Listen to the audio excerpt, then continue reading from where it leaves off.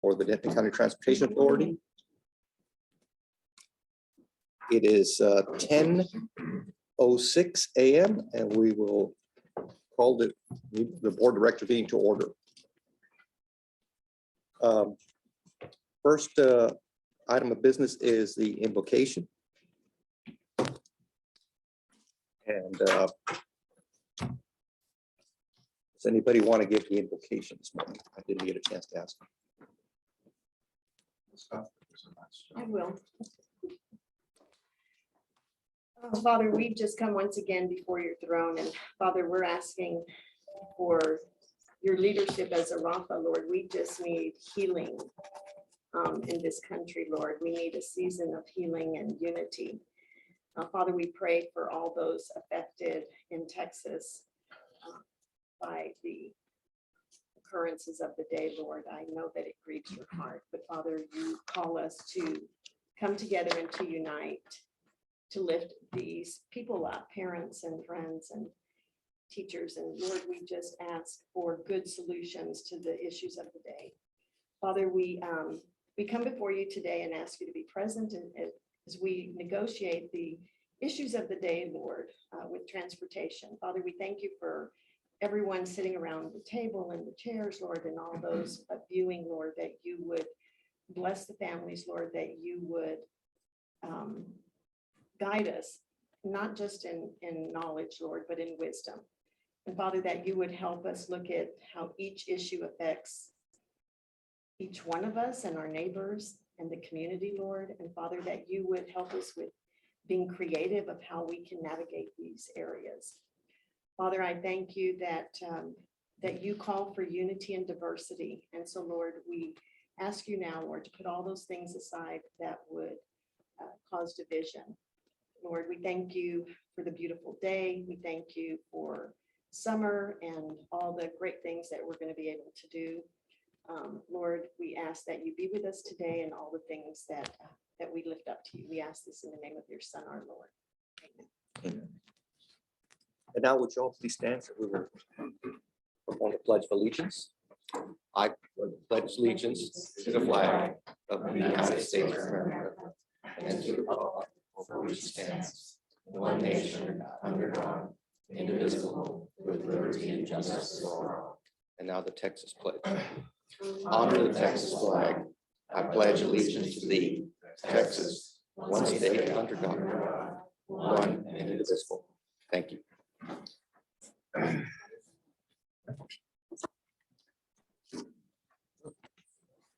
Okay, this morning, I'm going to start with introductions. We have a new alternate from the city of the Colony, Jeremy Marina. Whoop, whoop. I'm sorry.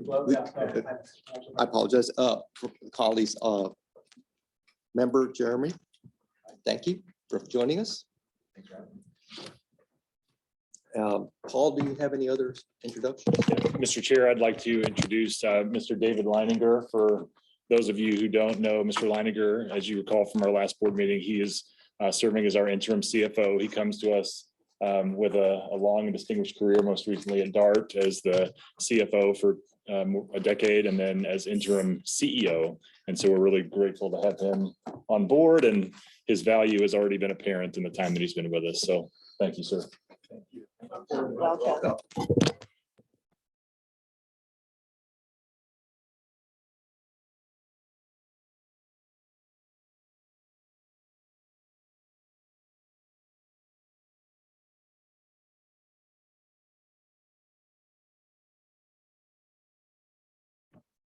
Let me start again. The next item is public comments. This agenda item provides an opportunity for citizens to address the DCTA Board of Directors on any agenda item or matters related to DCTA. Each speaker will be given a total of 3 minutes to address any items. Anyone wishing to speak shall be courteous and cordial. Any person who wishes to address the DCTA Board of Directors regarding any items may do so either by completing a request to speak card located in the DCTA boardroom prior to the meeting, or participating virtually by utilizing the raise hand function. Citizens that are not able to participate in person or connect virtually into the Zoom meeting must email his or her public comments to Keisha Morris Perkins at dcta.net no later than 3 p.m. on Wednesday, May 25th, to ensure the comments be read. The Board of Directors is not permitted to take any action on any subject raised by the speaker during public comments. However, the DCTA Board of Directors may have the item placed on future agendas for action, refer the item to the DCTA administration for further study or action, clearly state existing DCTA policy, or provide a brief statement of factual information in response to the inquiry. Ms. Perkins, do we have anybody wishing? In the email, and we do have a couple of individuals in the chat that wish to speak. In person? No. Virtual? Okay. Excuse me, I apologize for my voice. The first person I have is listed as Christine with the hand raised. Okay. Ms. Christine, you can give us your full name.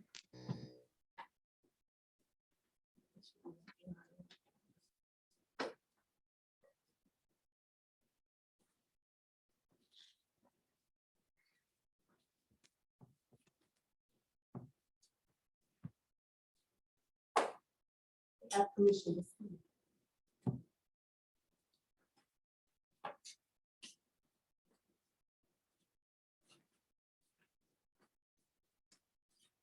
Okay, maybe she's having technical difficulties. Should we go to our next one? Next person is Eva Greco.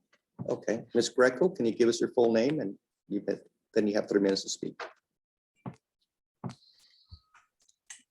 Eva Greco, from Denton, Texas.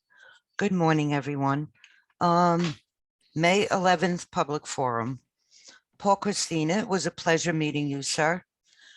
I was able to follow along with a hard copy of the presentation you were tasked with, as it was the exact same presentation submitted at the quarterly CAC meeting and a previous board meeting. By no fault of your own, sir, it was the same stale and repetitive information presented for now a third time. I also spoke with Javier regarding violations of the Open Public Meetings Act. Speakers such as board members not identifying themselves when speaking, microphones not on when speaking, no view of public speakers, board members and multiple public speakers such as VIA, at once having conversations without identifying the speakers and the speakers moving away from the microphones, portions of conversations not being audible to the public. Violations of Title VI were also discussed regarding Go Zone refusing to accommodate individuals at certain pickup locations such as social services agency, food pantries, churches serving the needy, and even the jail. DCTA, a public entity, continues to sabotage, fix routes to the detriment of the people by the dirty backroom deals made with VIA, a private entity, and an investigation needs to be conducted. Thank you, ladies and gentlemen.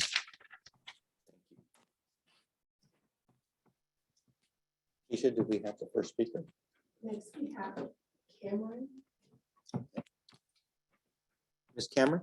Can you please give us your full name? And then you have my 3 name minutes is- to speak. Oh, yes, my name is Cameron. Are you able to hear me? I can hear you. Yes, sir. All right, fantastic. Thank you for that. Again, my name is Cameron, and I certainly do appreciate being in cities, with extensive biking and public transportation infrastructure. And Denton certainly does have some, but admittedly, I would appreciate it being better. I guess some specific things that would certainly increase the likelihood of me using public transport are bus routes that go to parks. I don't really feel safe biking across University. It's a pretty major arterial road, so I just not something I really feel that safe biking across. Specifically when I want to go to North Lakes Park, more specifically. And also just increasing the frequency of arrivals and departures. Having to wait, 30 minutes for when I miss a bus is less than ideal.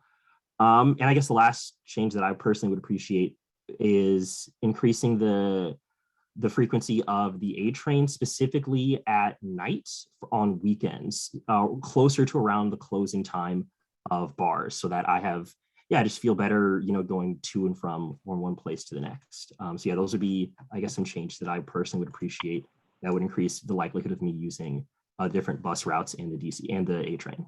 Thank you. Do we have- George, my name is last name. Yes, Cameron, can you give us your last name again? Burwell, Burwell. Thank you. Yeah. Do you need any more information from me, or is that it? Is that fine? Okay, that's fine. Thank you.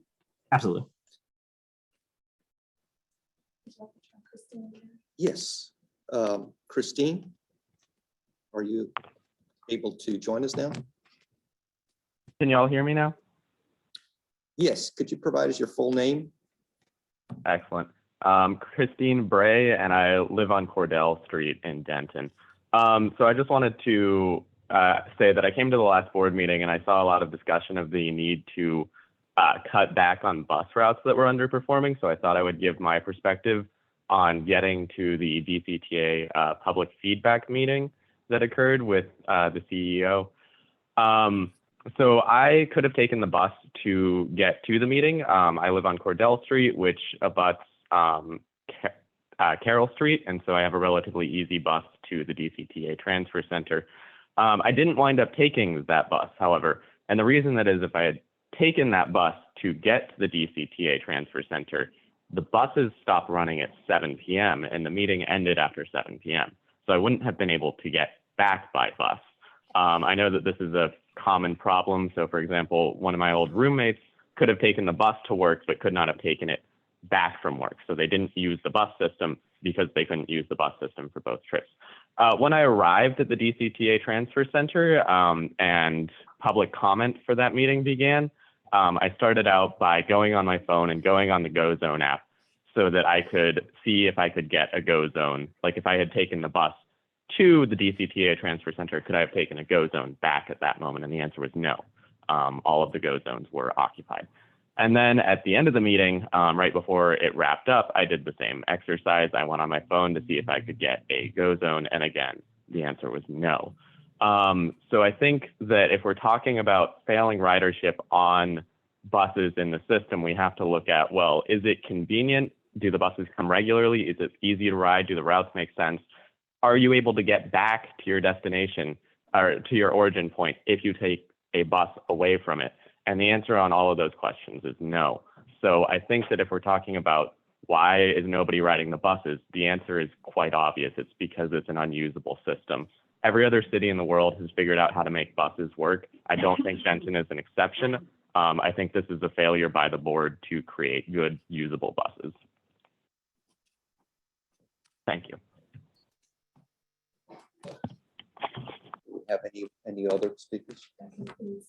Okay, that concludes our public comments. Okay. Thank you.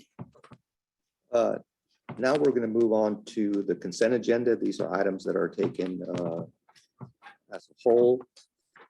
And we have 6 items. Does any board member want to pull one aside for individual consideration, or is there a motion to accept as a whole? Allison McGuire, I move approval of the consent agenda. Okay, we have a motion to approve. Is there a second? Second. So motion to approve and a second to approve the consent agenda as a whole. Any other further discussion? Seeing none. All in favor, say aye. Aye. Aye. All opposed? Seeing none, passes unanimously. We'll now move on to regular agenda items. The first item is discuss mobility services update. Javier Trila to make the presentation. Good morning, board. Thank you Good for morning, today. Javier. Today's mobility services update will begin similar to last month. Stephen Davis McCenture is here and he'll be providing a look and view of the fixed route and a train mode dashboard that we've created with their assistance as well. So he'll begin that portion of it here in a second, and then we'll also be having the VIA and Accenture team provide the usual ridership and performance updates, information on driver training and quality standards, and we'll also be planning on sharing some public feedback from our public involvement process, followed by service analysis and route design. and then closing up with public feedback for our fare alternatives that we've received so far this month. So without further ado, Stephen will be taking over on this portion of the presentation. Morning, board members. It's good to see you again. Last month, we showed you the GoZone dashboard that allows you to look at specific metrics that are pertinent and that y'all found valuable to be able to measure GoZone performance and see where it's occurring. This month, we wanted to show you the all modes dashboard that we've developed. So what I'll do is I will walk you through each visual and then I'll demonstrate how the dashboard works. And then what we'll also be able to do is give you an amount of time. I believe that the link to this has already been sent out to you. It was sent out last Friday.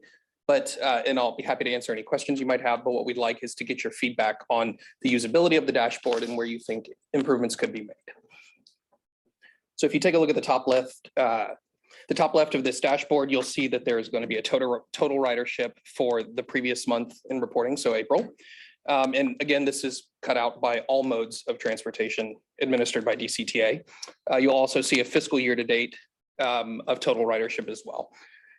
Beneath that, you will see a breakout of that fiscal year to date by month. So you can see monthly ridership going through. If you move to the graphic to the right, you will see a comparative analysis between multiple fiscal years broken out by month. So October being the beginning of your fiscal year, September being the end, and then the previous 3 fiscal years in total, and then fiscal year to date represented by the green line with demarcations at each month. The bottom left graphic you'll see is ridership by travel mode. So this is April of 2022 broken out by every mode of transit that you have.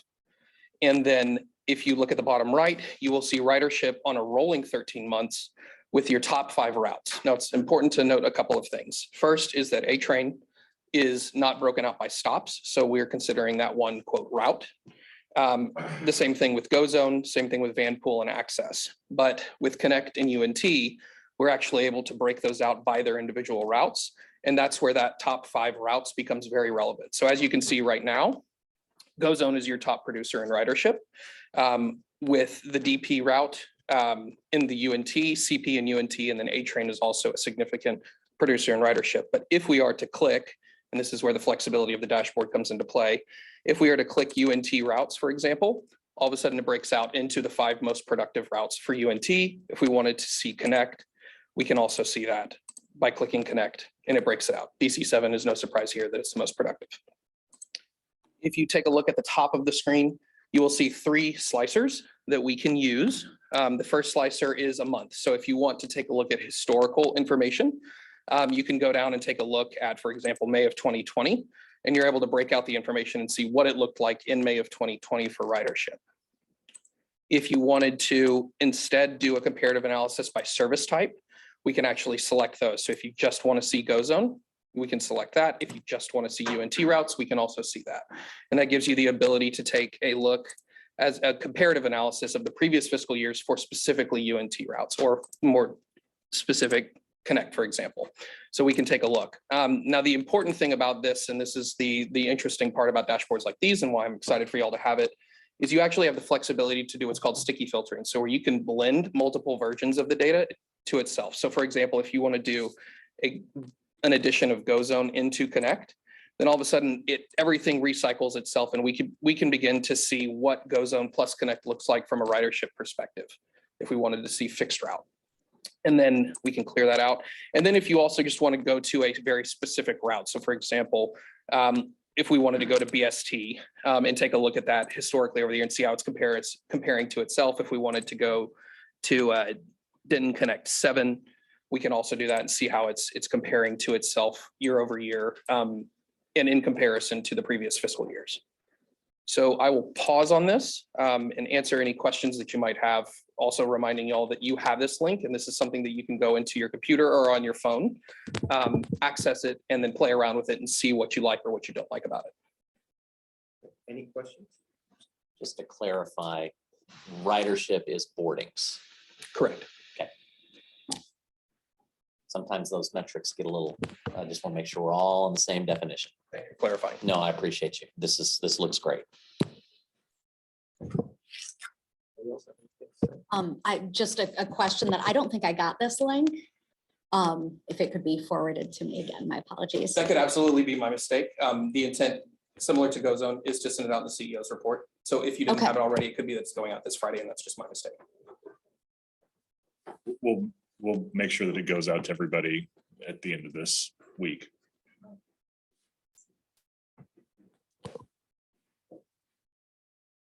Stephen, can you talk about the download of data? Yes. Talk about the download of data for people who may want to get an Excel format that they can slice and dice and evaluate for themselves. That's exactly. So one thing that we have the ability to do with dashboards such as these is we can turn on and turn off the ability for people to download versions of this data.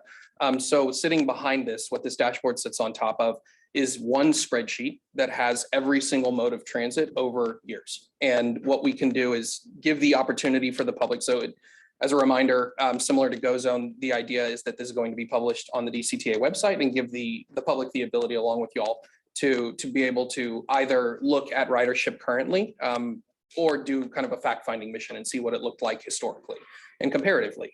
So each visual itself has the ability to be downloaded, and you get the data that sits within it. So for example, if we wanted to allow someone to have the ability to download this particular visual, what they would receive is they would receive the month, April 2022, all modes of transit, so UNT, GoZone, Van Pool, and then the corresponding numbers that go with it. So for example, 109,500. So we can allow that to occur, so the public is able to visualize, download the data themselves and manipulate it. And so these are features that are not custom coded. It's native to it, so we can turn the light switch on and turn the light switch off with ease. And one thing that's also really important, and this is something that is, I'll say that DCTA has done a wonderful job, the staff has done a wonderful job of diving headfirst into this, is you all have a staff member that is going to be the owner of this and has been glued to our hip when developing this. And so all of the knowledge that we have is being conveyed. So if we decide that we do want to turn on this data feature, we can, the download data feature. If we decide that we want to have it in limited capacity, so there's not full access to the data set, because this is a lot of data underneath it. GoZone, for example, the spreadsheet that fuels the GoZone dashboard is about 130 megabytes. So it's big. There are ways in which we can make sure that data is available, but in a way that doesn't crash the system. Thanks for that. Yeah, of course. Yes, ma'am. These numbers seem high. Are they, I mean, 109. Can you turn on your mic? I'm sorry. Thank you. The number just seem high. Is that valid? 109,000 people in 1 month? On UNT routes, yes, ma'am. Okay, thank you. Just so I can put it on record, I am a huge proponent of government data sets being available to the public. I think the creativity of folks out there who have a passion for transit, we can maybe uncover or crowdsource things that we would not have seen. And so whatever we can do to make sure that that can be available to the public, I think is outstanding. With the understanding that we don't want it crashing the system. So I would, if this is a policy thing that we have to figure out, or you need some sort of decision made on that, the sooner the better. I'm excited to see that. Thank you for that comment, Mr. Chair. I think, in my opinion, if the board were to provide direction to staff in that regard, we can certainly do that and default to availability. Or if the board wants to take that up separately, we can bring it back for discussion and action. Sounds like it's just a more direction on the feature. Yep. If everybody's comfortable with that. Perfect. Okay, yeah, I'd support that. There's your direction. Thank you very much. Thank you all very much. Okay.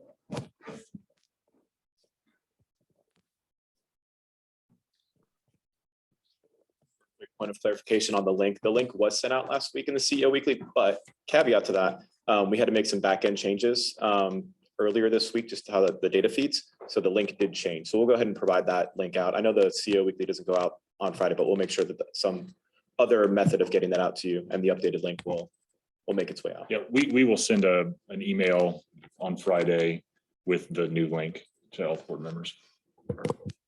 Okay, and now I'll turn this over to Ari from VIA, who will be presenting on the ridership and performance update, as well as the driver training and quality standards discussion.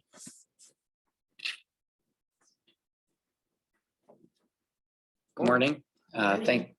Good to see all of you. Thank you for having us back again this month. And along with me this morning, I will be presenting around, excuse me, an update on the GoZone service performance. And then my colleague, Dan Berkowitz, who's also here with me and leads our VIA strategies team, our consulting team that has been working closely with DCTA staff and with Accenture on the service design and comprehensive operational analysis, will present with Chris on an update around the service analysis component. So with that, happy to dive in. So we wanted to start off by just recapping a slide that we've showed previously as well, that shows the combination of both GoZone and Connect, so total bus ridership for DCTA over the last several months and several fiscal years. We saw relatively similar performance in April compared to March, with about 55,800 rides completed across the two modes of service, which remains very consistent with prior months and still quite elevated relative to pre-pandemic levels, which is encouraging to see across the network.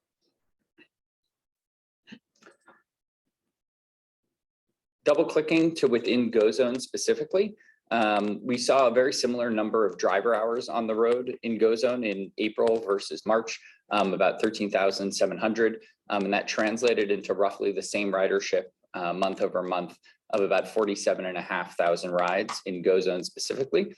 Going back to our discussion at last month's board meeting, this was a result of being at the maximum level of investment at the time in the GoZone service. And so one of the points that we'll discuss is what are some of the early results that we've started to see from the incremental investment that was decided upon at last month's board meeting.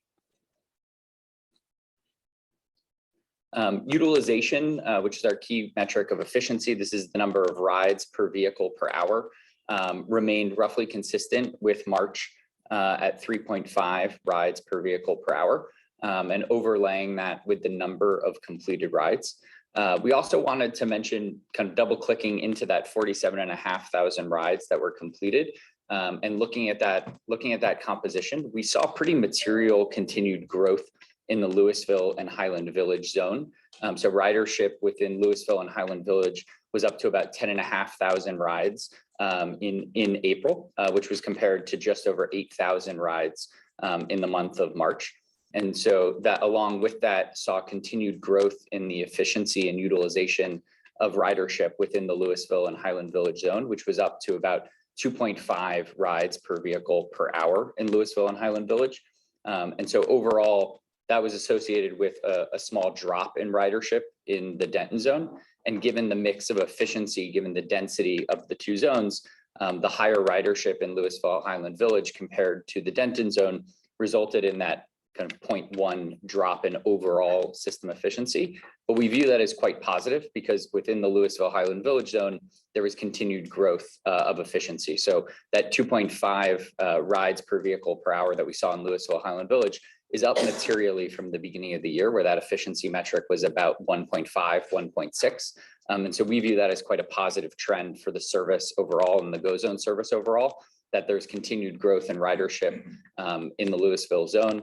And that is also translating into continued efficiency improvements as well. We also wanted to share an update on the metric of aggregation. This is the percent of time where there is more than one passenger on board a vehicle.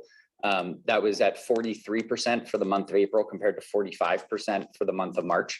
And similar to my commentary on the change in utilization from 3.6 to 3.5, the same trend applies here, given the growth and mix shift in ridership towards more rides coming from Louisville Highland Village compared to Denton, resulted in that overall metric coming down slightly. But again, we view that as a positive, given the really positive underlying trend in Louisville and Highland Village. Yeah, I was going to ask, Ari, is aggregation, that just means you have two riders, but they could be going to this, I mean, it could be a couple, right? Is that correct? Yes, it could be a couple, or it could be two. So it could be me and Chris booking together and getting in the same vehicle, or it could be two separate individuals getting into the vehicle. Yeah.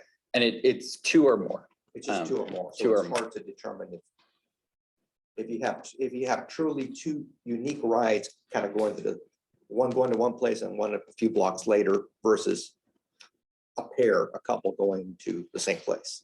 So it's. That's right. Both of those are combined in this metric. But from an efficiency perspective, I think both have merit in terms of evaluating the overall kind of efficiency of serving each trip and ultimately the cost to serve each trip. Okay. So Ari, I was going to ask the increase in the Louisville Highland Village area. Did you see it in a particular area? Was it January that we included Castlewood? Castle Hills. Yeah. Was it in January? I think it was in January. So yeah, I would say March numbers were more realistic. Yeah. So I would just be curious as to if that had the impact of increased rider in what particular areas in that Louisville Highland Village area at some point. Yeah, I don't have that off the top of my head no, at the moment, I but know. we can definitely pull the ridership at a double click level on the geographic distribution with Louisville and provide a little bit more granularity on where exactly the growth in ridership, because the trend is also continuing within May, and I'll speak to the May numbers as well, but we're seeing about another 20% growth in requests within Louisville Highland Village this month. Thank you so much.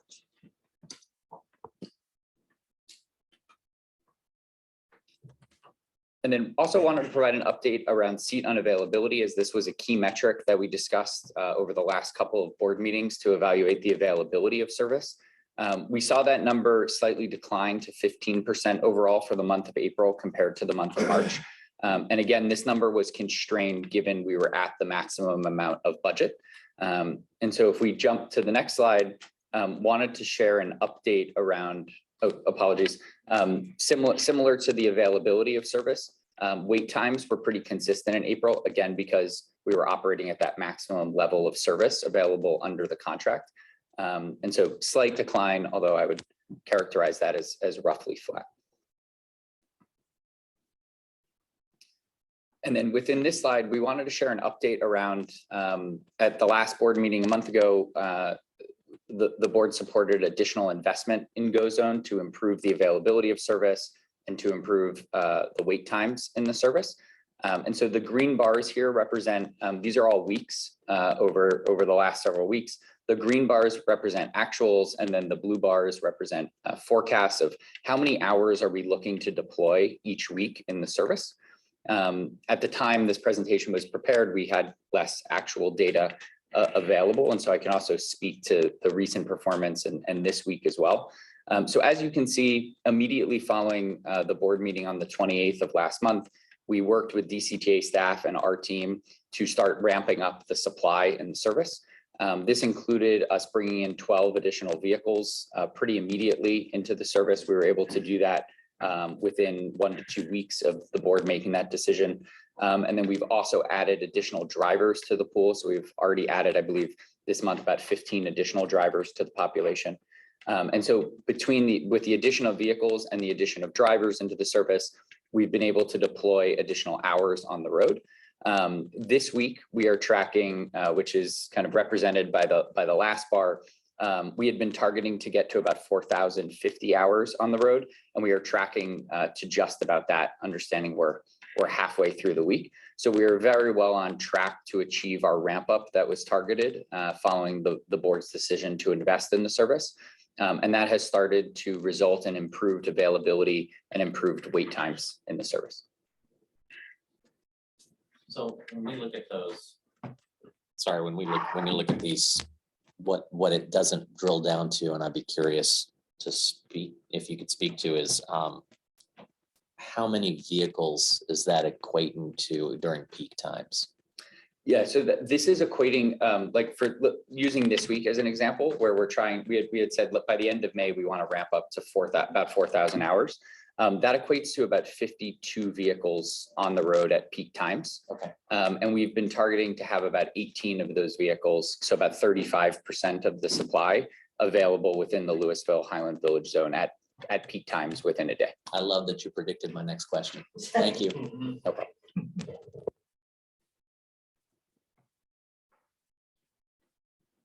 So within here, we wanted to show some early results, and we will continue to, we're sharing these metrics with the staff on a weekly basis as we review performance and how the additional investment in the service is performing. So we're showing completed rides, the seat availability, and then the proposed wait times. So this is the data on the right-hand side is post the expansion, post the addition of supply into the service. We started to see seat unavailability and wait times decline by several percentage points. And I think another helpful data point that was not available at the time we prepared this slide, but I can speak to, this week we are tracking to about 5 to 7% seat unavailable and high teens wait times around 17, 18 minutes. So we need to see how this week continues to play out and continue to monitor demand. But I think it's very encouraging to see these results. Another helpful data point around the results of the expansion is, for the first time in several months, we broke a new daily ride record last Friday.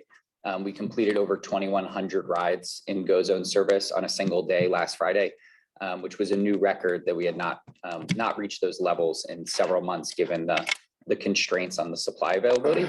So all of those data points we view as very encouraging, that the additional level of investment that the board has decided to make is having the desired effect. And we plan to work very closely with staff over the coming weeks to monitor the ability to continue to ramp up hours and to ensure that we're able to target towards the SLAs and KPIs that we're now contractually committed to achieving around availability and around the wait times.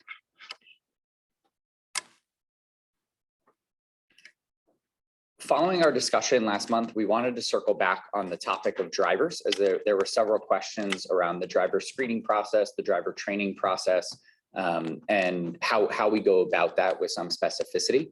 So to start with that, we wanted to outline here what are the details of our driver background check and screening process. And so I'll walk through how this works. The first point to note is that this is a 100% FTA compliant service that complies with all applicable FTA rules and regulations for a service that is funded by FTA dollars. That involves several pieces of FTA requirements. Number one, all drivers are required to go through a 60-minute FTA training that is primarily focused around drug and alcohol behavior and policies. The drug and alcohol policy is delivered and acknowledged by all drivers.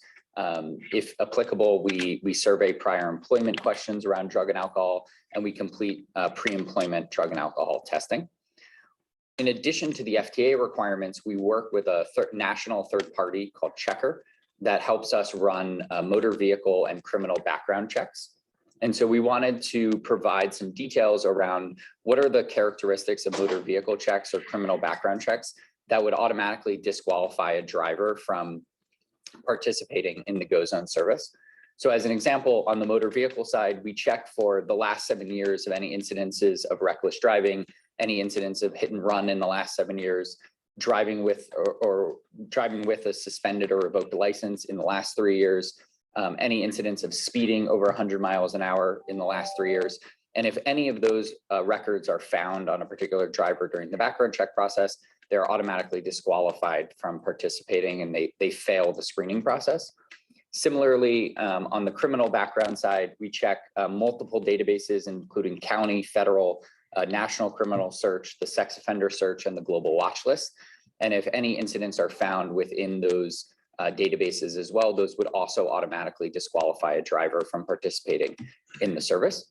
And we complete these checks at the initial onboarding of a driver. And then we also complete these checks on an annual basis in the event that anything was to come up over the course of that year that they're driving on the platform, they would be immediately suspended and removed from the platform.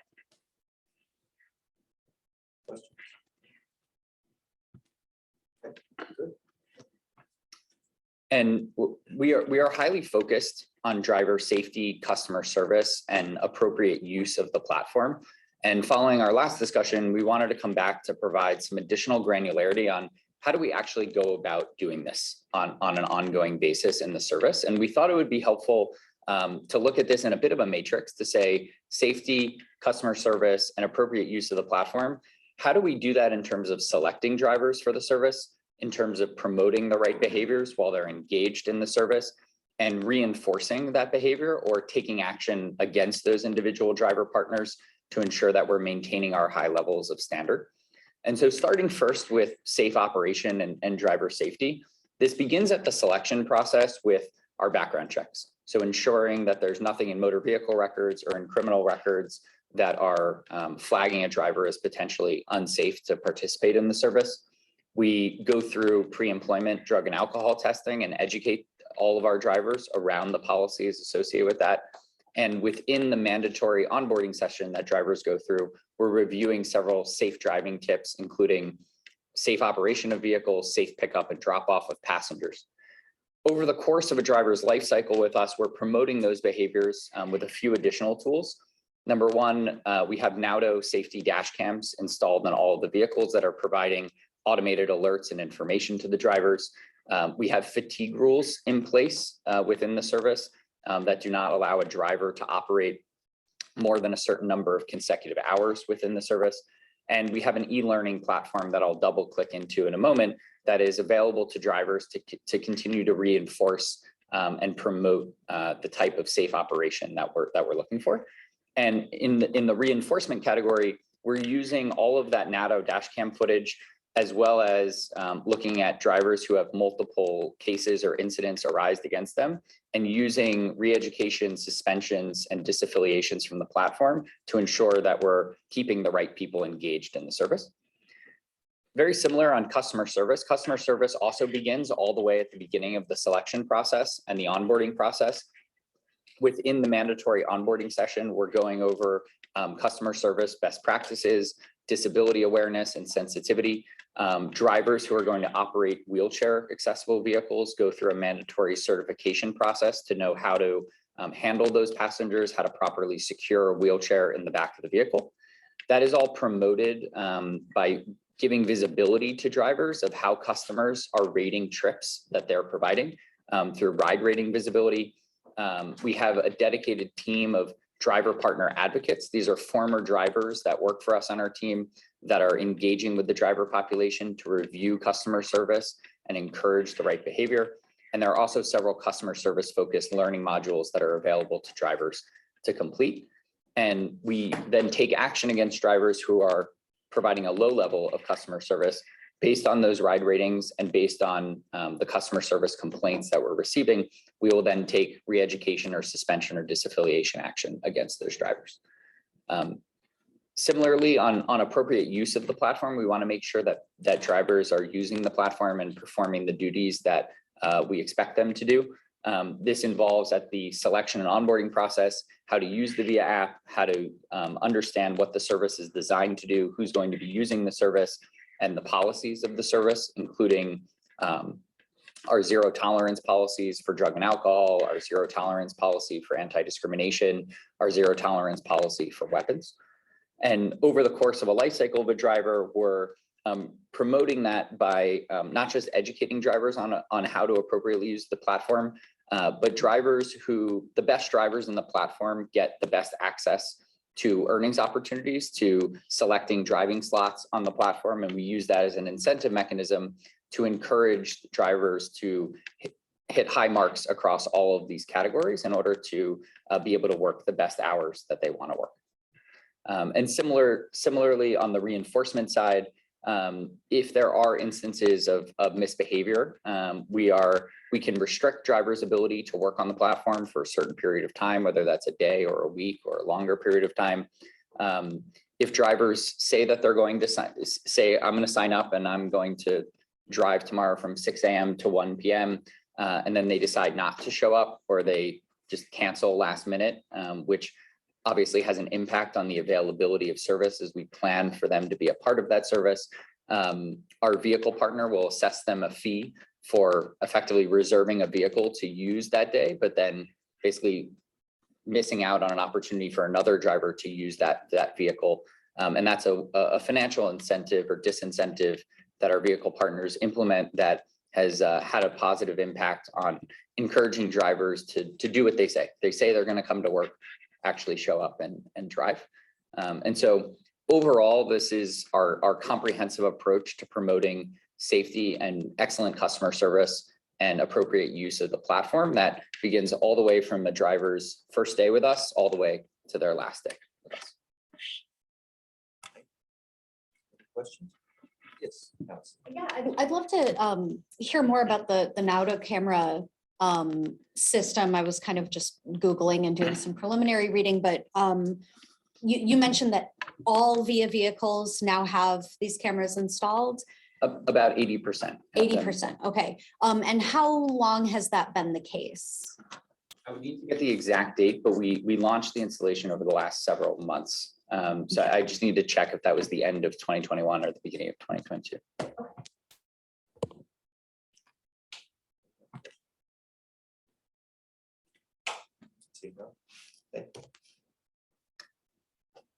We, following kind of the last point that we wanted to address on driver safety, in my commentary on the prior slide, I mentioned a few times our online learning platform.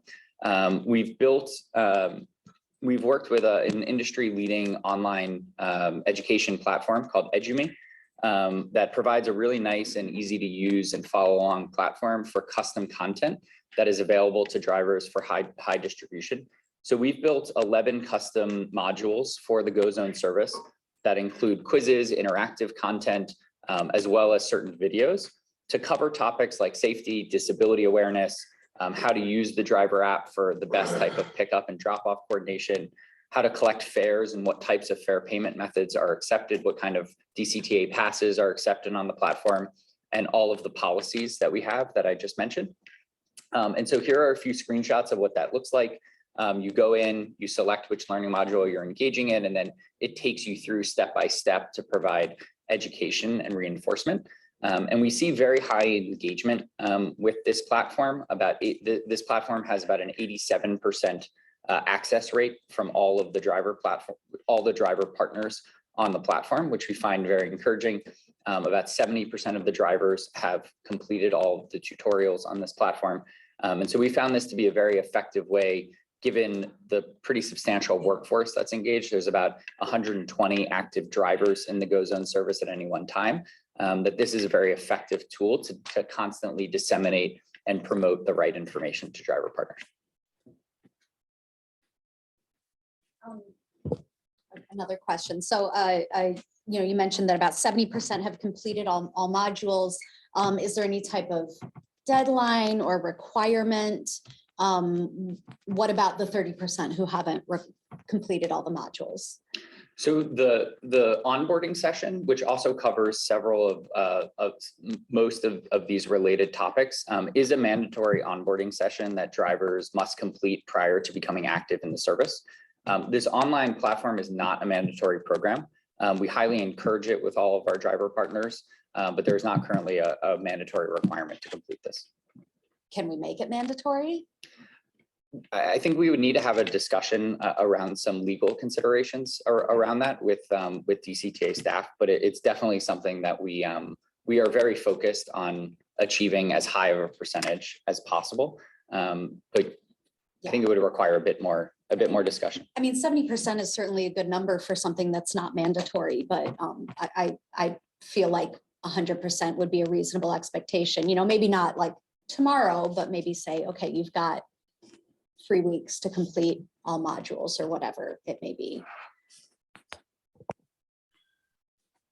We have a number of things that we're talking with VIA about that we're putting under this umbrella of service enhancements as we get into our budget process so that they can provide what is the budget impact on these sorts of things, if any. And so, this feels like one of those things that we can add to that list and provide information over the course of the next few months. It's great. I look forward to that conversation.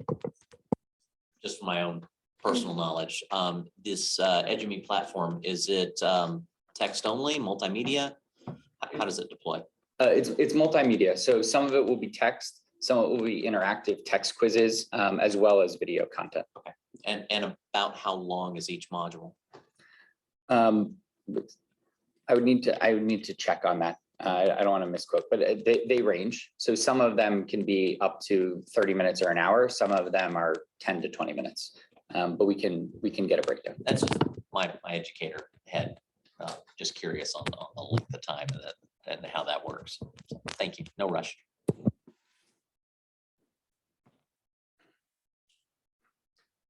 And finally, on safety, we wanted to provide an update on GoZone's incident history since the service launch, and also incorporate into that a brief discussion around safety overall within the fixed route service. And so we'll focus first on what's defined as an FTA qualifying incident.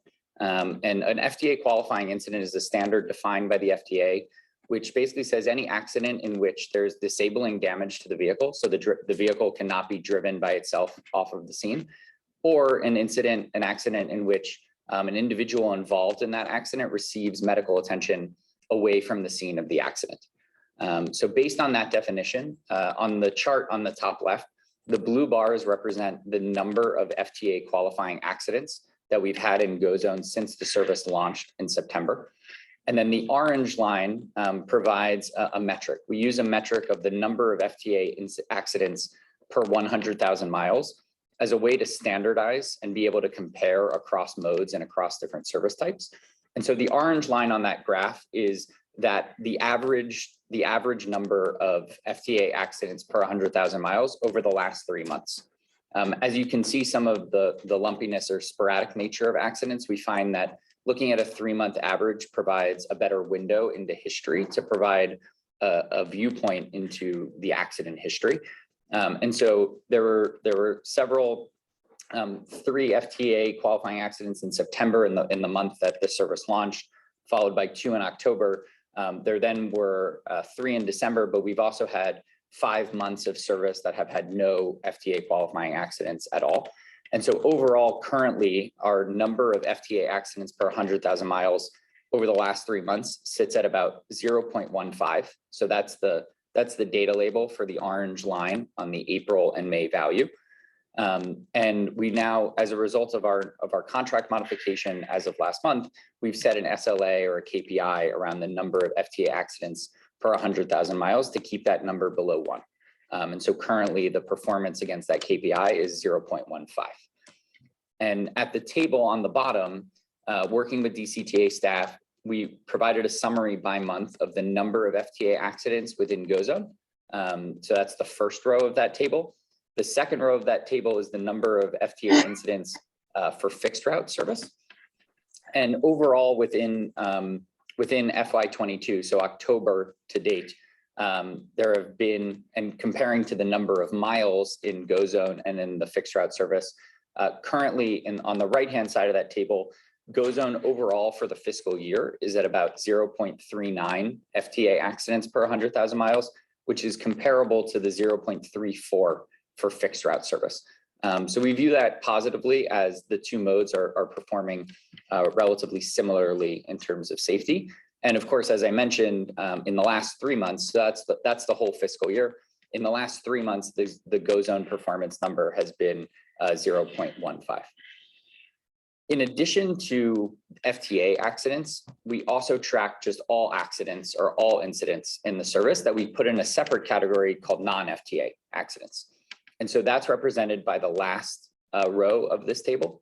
Overall in FY22, there have been 34 such accidents within GoZone. The most common example of a non-FTA accident, and this is true within our data, within the GoZone data, the most prevalent would be an example of a GoZone driver is stopped at a red light or at a stop sign and is rear-ended or bumped from behind by an additional vehicle. There's little to no damage to the vehicle. There's maybe a scratch or a dent on the vehicle. It's reported to us. They make sure everybody is okay and move on. But just wanted to provide some clarity over what is a non-FTA accident relative to an FTA accident. And so overall, those are the statistics for GoZone. We are also working with DCTA staff to compile a comparative figure on the non-FTA category for the fixed route service as well. So that's not yet available, but something that we're working with staff to prepare so that way we can compare the 2 modes. And in the top right-hand corner, I think it's also helpful, another dimension through which we look at accidents, both FTA and non-FTA accidents, is the at-fault determination. That is not just our determination, but is also a determination by our third-party insurance company in terms of who's at fault. And so 44% of the FTA incidents and in 46% of the non-FTA incidents, the GoZone driver was determined to be at fault. So in less than half of all of the incidents, FTA or not, the go zone driver is being determined to not be at fault in that incident.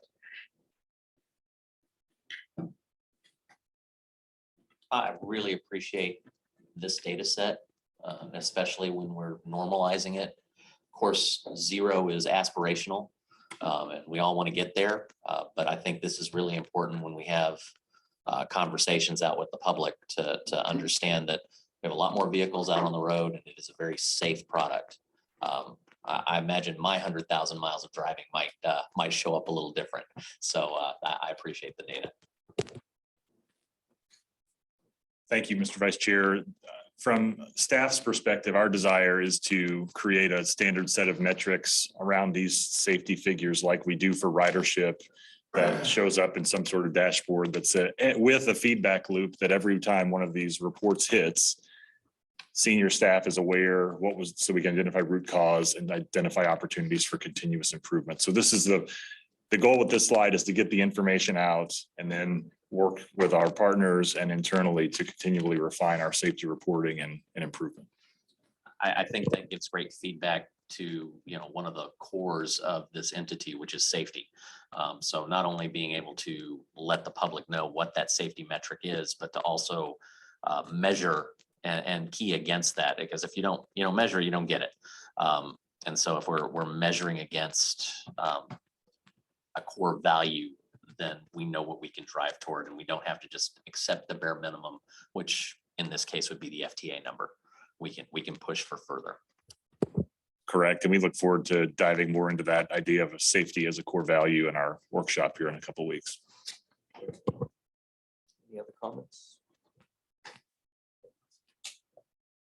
Well, thank you very much for your time. Appreciate the opportunity to be here and appreciate your questions. We will work on the additional data. I'll turn it over to Chris, who will introduce the service design update. Thank you, Ari. Brief initial comments from me. I'm going to pass the podium to my colleague Stephen briefly again, and then we're going to invite Dan Berkovitz from VIA to present the bulk of the information. This first slide you've seen before. We use this as a level set to describe the process that we're using as part for the COA discussion, along with the staff-led public involvement process. Two comments that I'd like to make this month for our discussion with you all. You're going to be presented, Dan is going to walk you through and lead a discussion with the board about a number of different scenarios that have been developed initially. Two primary goals for presenting you all with that information, besides just sharing out the work to date. That is, number one, to present several different options with different levels of dimensionality around what resources the board has available to it and what choices it can make to dedicate the overall agency resources to the highest quality of service within your service area, within Denton County, and to the residents within Denton County. Secondly, as with each of our discussions, the scenarios ultimately are designed to elicit a discussion with the board about obviously what questions you have that we can take back and refine if we're not able to address those live with you, but also so that we can direct our work with staff over the coming days, weeks, and months to ultimately align on the recommendations that will be finally brought back to the board for decisions. So I don't believe there'd be questions regarding intent there, but let me know if otherwise. Otherwise, we could go to the next slide, which is a reiteration of the go zone fare elements. The different options that have been presented to the board, this representing the options that the board has validated in past discussions for directionally where you're most interested in heading as the staff engages with the members of the public. So no new information here, but just reiterating if there's been any changes in expectations or feedback, we'd love to hear it either now or through different channels. And then on the next slide, what we've prepared are several different scenarios. that are based on the different designs for fare that are being presented and discussed with members of the public in the public involvement process. And I'd like Stephen just to quickly summarize, if you would, the different scenarios that are here for both the fixed or the flat fare elements, as well as the different options that exist for the hybrid fare scenarios and the resultant revenue that could be realized by DCTA under those. Board, thank you. One thing that we wanted to do was make sure that we could put the things that we have spoken about in previous meetings and actually apply numbers to them. So you can see what a potential revenue scenario would look like. I won't belabor the point by reading those numbers to you. I think that y'all can do that yourselves. But what I do want to do is talk about the assumptions that we made and the methodology that we used. So clearly the slide, as you can see, is divided into a flat fare revenue scenario as well as a hybrid revenue scenario. The assumptions that I want to make sure that we cover is that we assumed 48,137 riders per month. And what that is an average of this year, this calendar year, with removing February because it was a short month. So we are taking a demand-based assumption, looking at the most recent trends within GoZone ridership. And what we also wanted to do was that every projection that we have based on feedback from the board is that for rides in Louisville, we've capped it at $1.50. That was very clear, I believe 3 or 4 meetings ago. So we wanted to make sure that that was baked into the calculation. And the final thing that I'll say is that while these revenue assumptions are rolled up into a full projection, one thing that's important to note is that we just didn't statically apply 48,137. We used actual demand distribution of those 48,000 rides based on trip distance. So how many miles did someone go? That becomes less important on the flat fare revenue, but it is critically important in the hybrid fare revenue scenario. So with the flat fare revenue scenario, the assumption here, effectively, it's just very basic math of 48,000 times 12 times 1. 48,000 times 12 times 2. And that gives us the flat fare, and that's what that revenue would look like. And that means that it doesn't matter the distance that you're going, this is what you're going to pay. The hybrid fare scenario, what we do is within the second column, so we create multiple profiles. So we have a $1.50 base fare, a $2 base fare, and a $3 base fare based on feedback. And then we alternate between a 25 cent per mile increase or a 50 cent per mile increase in both scenarios. That first column that you're going to see after the hybrid fare scenario description of the categories is an uncapped projected fare revenue. So within each of those scenarios, if there is no cap to the revenue, that's the no cap to the fare, that's what the revenue is going to be according to those profiles. And then we apply a $3 cap, a $4 cap, and a $5 cap. And it will make sense as you go through it and take a look at the numbers. If you look, for example, at the $3 base fare, both the 25 cent per mile and 50 cent per mile revenue projection are the same. And it's because in a $3 cap scenario, a $3 base fare is the maximum that you would charge. So we wanted to make sure that there is a full broad look at what this could be. So what I'll do is I'll pause before I kick it over to Dan and answer any questions that you might have about the assumptions and the methodology that we used. Yeah, so the footnote there says that the uncapped projected revenue includes the assumption that Louisville rides are $1.50. Did the $3, $4, $5 caps also include that assumption? Yes, ma'am. Okay, thank you. I'm just wondering, I noticed you're using the 47,000. Do we expect any elasticity in there? In other words, a decrease in demand based on higher fares?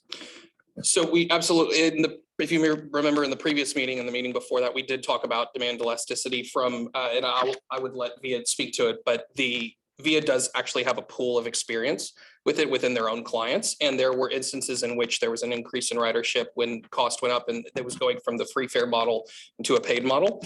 And there were instances in which there was a drastic increase in ridership, a drastic decrease in ridership, and then a slight increase. So suffice it to say, elasticity can sometimes not be a great predictor. What I can tell you is that within these scenarios, this is clearly not just a slide on PowerPoint. There is a pretty extensive spreadsheet behind it.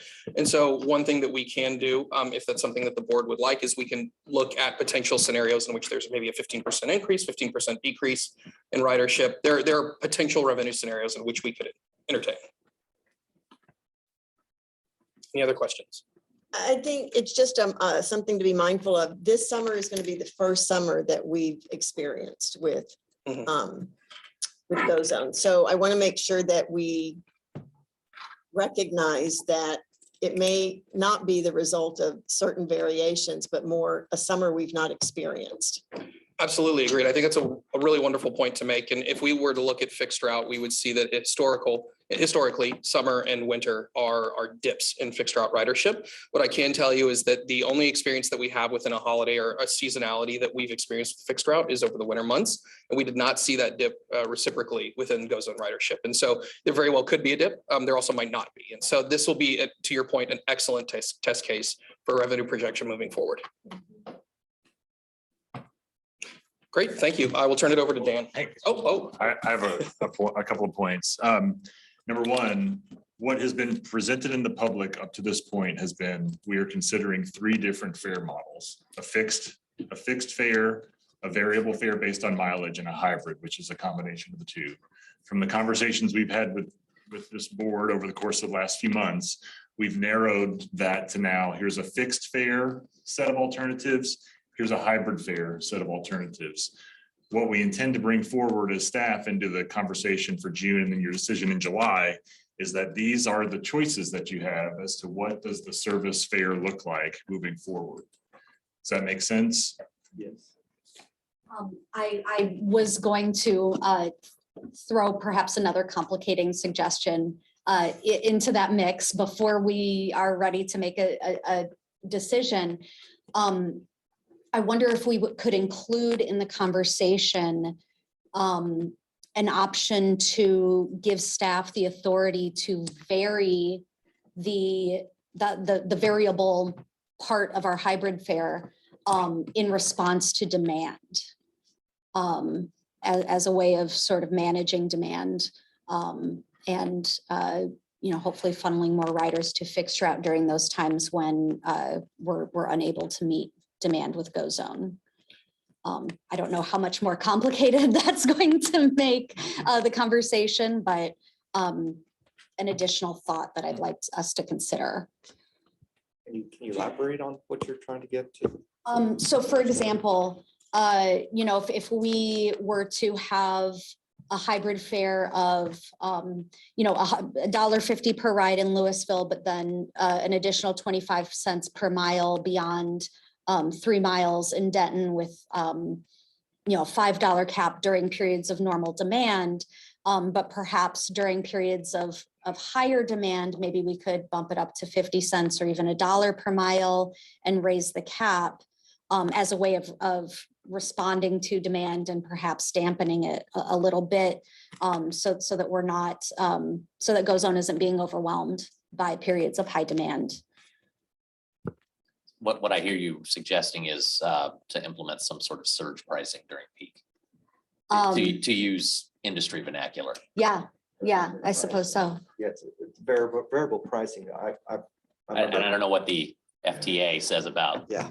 So certainly that would raise some questions that we would have to run down with the Federal Transit Administration who Title VI issues, I imagine. Title VI issues, that sort of thing.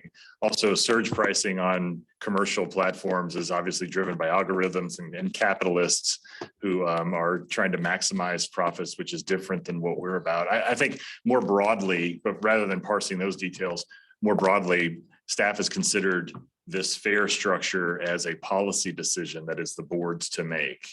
And so that's the way that we've angled this. Certainly, we can entertain that at the direction of the board, but not without having all those conversations with FTA first. And that parallels a thought that I had as I was reviewing all of this. Can the app nudge in that, hey, I see that you picked an 8 o'clock time. Did you know we have a fixed route over here?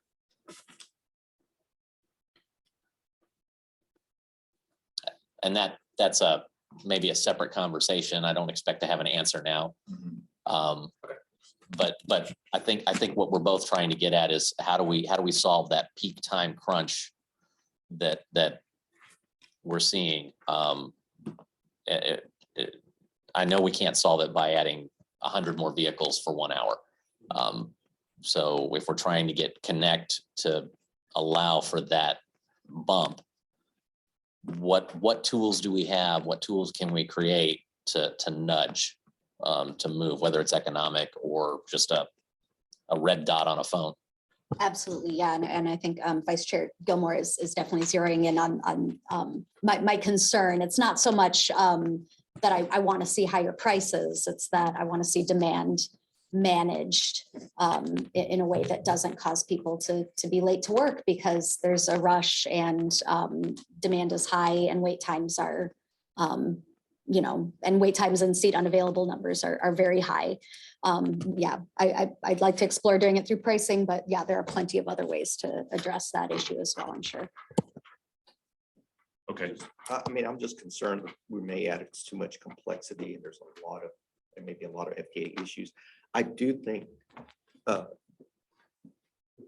Ms. Gilmore, Mr. Gilmore and Ms. McGuire's points, they're good. I mean, the researcher in me, I did transportation research, loves the idea of testing the variable.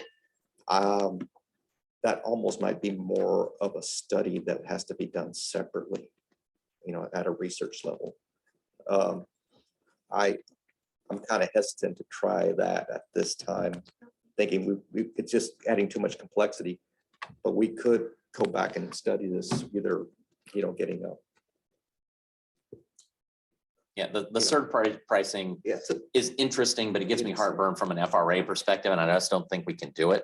But I think the conversation around what kind of nudges can we create, aside from that, I think it's a good conversation, which you guys may be already having. But would love to continue to explore that as we continue to figure out how we deal with those crunch times in service. I think it's very valid. Yeah, I think there's just a lot of regulatory issues and just it's tough for we're an implementer. We're not really this is almost a research study, which is tough for an implementing agent to do. Yeah. The possibility there, surge pricing gives me heartburn because of planning. However, there are a lot of transportation systems that have peak and off-peak pricing. So that's potentially an alternative, is if you determine your peak where you're running into trouble, you set a peak and off-peak. I think that would be more acceptable to the public and to the FTA than a surge pricing. But again, I don't know. I don't think I want to add that variable to the pricing models that we have to decide the next 2 months. Understood. That's my opinion. One other thing that I wanted to make sure that we highlight is that footnote here about Louisville rides only costing $1.50, and just to make sure that we understand the intent of the board. We've understood that Louisville would have a fixed fare because there is no bus service in Louisville. The variable fare is intended to, or the hybrid fare is intended to drive users to a fixed route where it is available. Has the board had any different thinking about the Louisville ride being only at $1.50, or if a base fare of $2 or $3 is selected for Denton, would the Louisville base fare also match that price? I think, speaking for myself, I would like to see whatever the cost of a GO Zone ride in Louisville is match whatever the base fare is in Denton. But I think most of our conversations were around supporting that $1.50 base fare. But yeah, I just like to see those be the same, whatever we end up agreeing on. I agree. I don't need people moving between zones trying to figure out, is it $1.50, $2? Just if it ends up being $2 in Denton, then it needs to be $2 in Louisville Highland Village. Okay. I think I like simplicity. I'm sharing the simplicity of just whatever we pick, it's what we pick. Thank you for that clarification. And two things. One, then that makes these numbers floor, not a ceiling anymore. So if that number would increase with any sort of $2 or $3 base fare decision. And then the second thing that I'll add is, while these are representative of the numbers based on your feedback, later on in the presentation, Pamela is going to talk about the public's feedback as well when it comes to that. So look forward to that. Great. Thank you all very much. Hi, everyone. My name is Dan Berkovitz. I lead the VIA Strategies team at VIA, which is a transportation planning and consulting team. And we've had the pleasure of working with Paul and the DCA staff over the last couple of months on a sort of deep dive into both the fixed route and on-demand network with the goal of developing some service alternatives for you to consider. I know you've seen some of the existing conditions work. Could we just tab over to the next slide, please? I know that you've seen some of the existing conditions work in past board meetings. We're going to, do we want to talk about path structure? I'm not the guy to talk about path structure. Steven, do you want to come back? Okay, I'll see you in a second. Thank you. Sorry about that. So we've seen this slide before. One thing that we just wanted to reiterate on this was that from a past principles and past structures perspective, the idea behind it is going to be encourage ridership. I think clearly from y'all's comments, it's important to make sure that we balance ridership across GoZone and fixed route. So whenever we are talking about all these things, the option, not just base fare and being able to look at variable costs as well as potentially a flat fee, we can also bundle these things into 1-day passes, 7-day passes, 30-day passes. But I think what's important to also note is that this is something that's not unfamiliar to y'all. We already do this with fixed route. And so being able to have a pass structure that allows us to represent what y'all are looking for in regards to base fare and how we make sure that we manage demand, but also recognizing that there is going to be an option for discounts and encouragement and incentivization for people to do the things that we'd like them to do. Pause, make sure that I'm not going to leave early. My only concern on this one is that we're potentially dropping an incentive in there when we still don't have a good comfort level of ridership and where it is. Does that make sense? I don't mind having a pass structure. I get that there's an expectation and that's kind of an industry standard and we already have it on Connect. But now I'm saying I'm gonna drop another discount on GoZone and gas that again when I'm still not 100% comfortable that we're investing and haven't capped out on just the regular demand side of the thing. Is that making sense? I'm putting a little more fuel on the fire when I'm not sure the fire is really managed at this point. I understand what you're saying. So our alternatives here would be to reduce the incentives that come with a pass or to defer the pass at this time, which could be alternatives that we present as A and B for the board to decide upon. You know, your pass structure is all still based on a fare of 150, which we don't sound like we've completely settled on yet. Right. This is illustrative based on the $1.50 fare. Okay. Yeah. So those numbers aren't even what we might end up with. Okay, it's just a. Yeah, I would just say that, I'm totally comfortable with the idea of having GoZone passes available. I just want to make sure that the price of a GoZone pass is not less than the price of a fixed route or a train pass, which I know we really haven't even begun having that conversation about fixed route bus and a train fare structure. But I just want to be really mindful of whatever we end up setting those pass rates at, whether they're free or we reduce the cost of those on the A train and Connect routes. I want to make sure that GoZone is at or above what those prices are.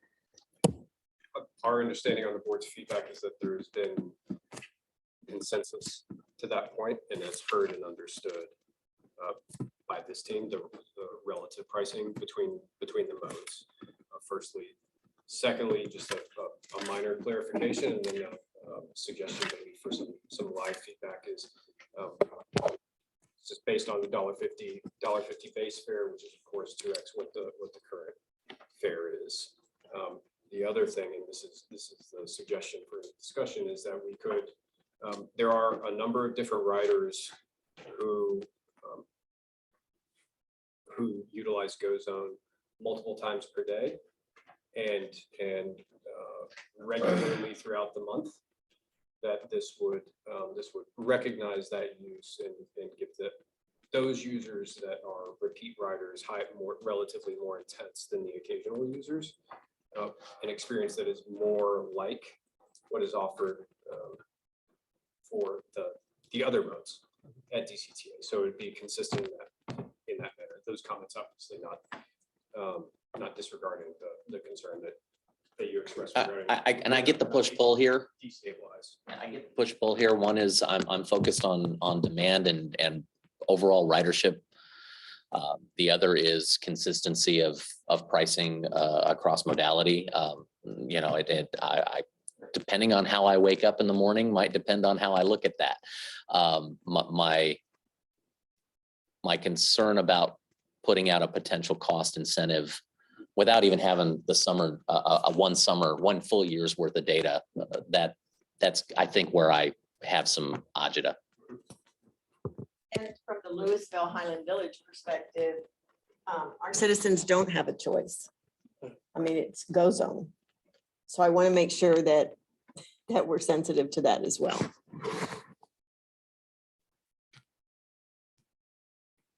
So I'm hearing that we're not quite there yet with a pastor. We want to just kind of see what. If you want to, if you want to bring it to me, for me personally, if you want to bring it to me, that's great. I may decide to put that on a shelf, me personally. To Diane's point, if my ridership in Louisville Highland Village is not being filled and I put something on it that creates more demand on the system, that means I'm having even more not being filled down here. And I'm trying not to make this sound like a Denton versus Louisville Highland Village, but because I only have one modality in this district, that's the conflict I'm trying to resolve. So I'm trying to understand, so Stephen, right now, or Stephen or Chris, we have people that are using it a couple times a day and paying 75 cents each time, because that's what the rate is. So when we change the structure to whatever we end up being, maybe 2x or whatever it's going to be, that will have a change, that will have some type of change in behavior. So, and I think what I'm hearing from some of the other board members is, let's kind of see how that changes demand before we implement this, which is going to change it. It's going to add too many variables. That's what I'm kind of hearing. Is that we're adding a lot of variables. Maybe we just do the change, see what the data looks like, and then look at this. That's fair, but I also don't know what the FRA pressures are and all the logistics are that required, I'm sorry, FTA require this type of. Correct. I don't know if there's a requirement here, or this is just we want consistency across the modalities. I really don't know what's driving some of it. Or maybe just that we talked about at least having this as an option, and so it's the board that's driving it. In which case I may decide to get in the passenger seat on this one. But that's my concern is I still don't know if we've solved for this new transit system on this side of the bridge. We are searching for an equilibrium. And for everything, every time we change a variable, we get ourselves a little further away from equilibrium. So we need to bring you a slate of options that allow you to figure out if you want to minimize variables or continue to consider variables. So I understand where you're at. I also don't know that we can have this conversation about go zone fare structure or passes in isolation from a conversation about Connect and A-Train fare structure and pass prices. And to make sure, and that's a really important point, and to make sure that we're on the same page there, that we're following the board. The alternatives that have been presented on Connect have been continuing with the $1.50 or the fare that is there today, fare structure there today, or a free fare alternative. That's what we talked about in the last board meeting. Mm-hmm. So when we think about, as we come back next month and we frame all this up, we will have to put those things side by side. Now, as in my mind, we have not talked about changing fare structure on the train explicitly. And if we wanted to do that, if the board chose to do that, then that would be something that we would put side by side with the Connect fare structure for simplicity's sake. Except for the fact that the train is different and the fact that we work with DART. I mean, so I just want to make sure that they're not all the same.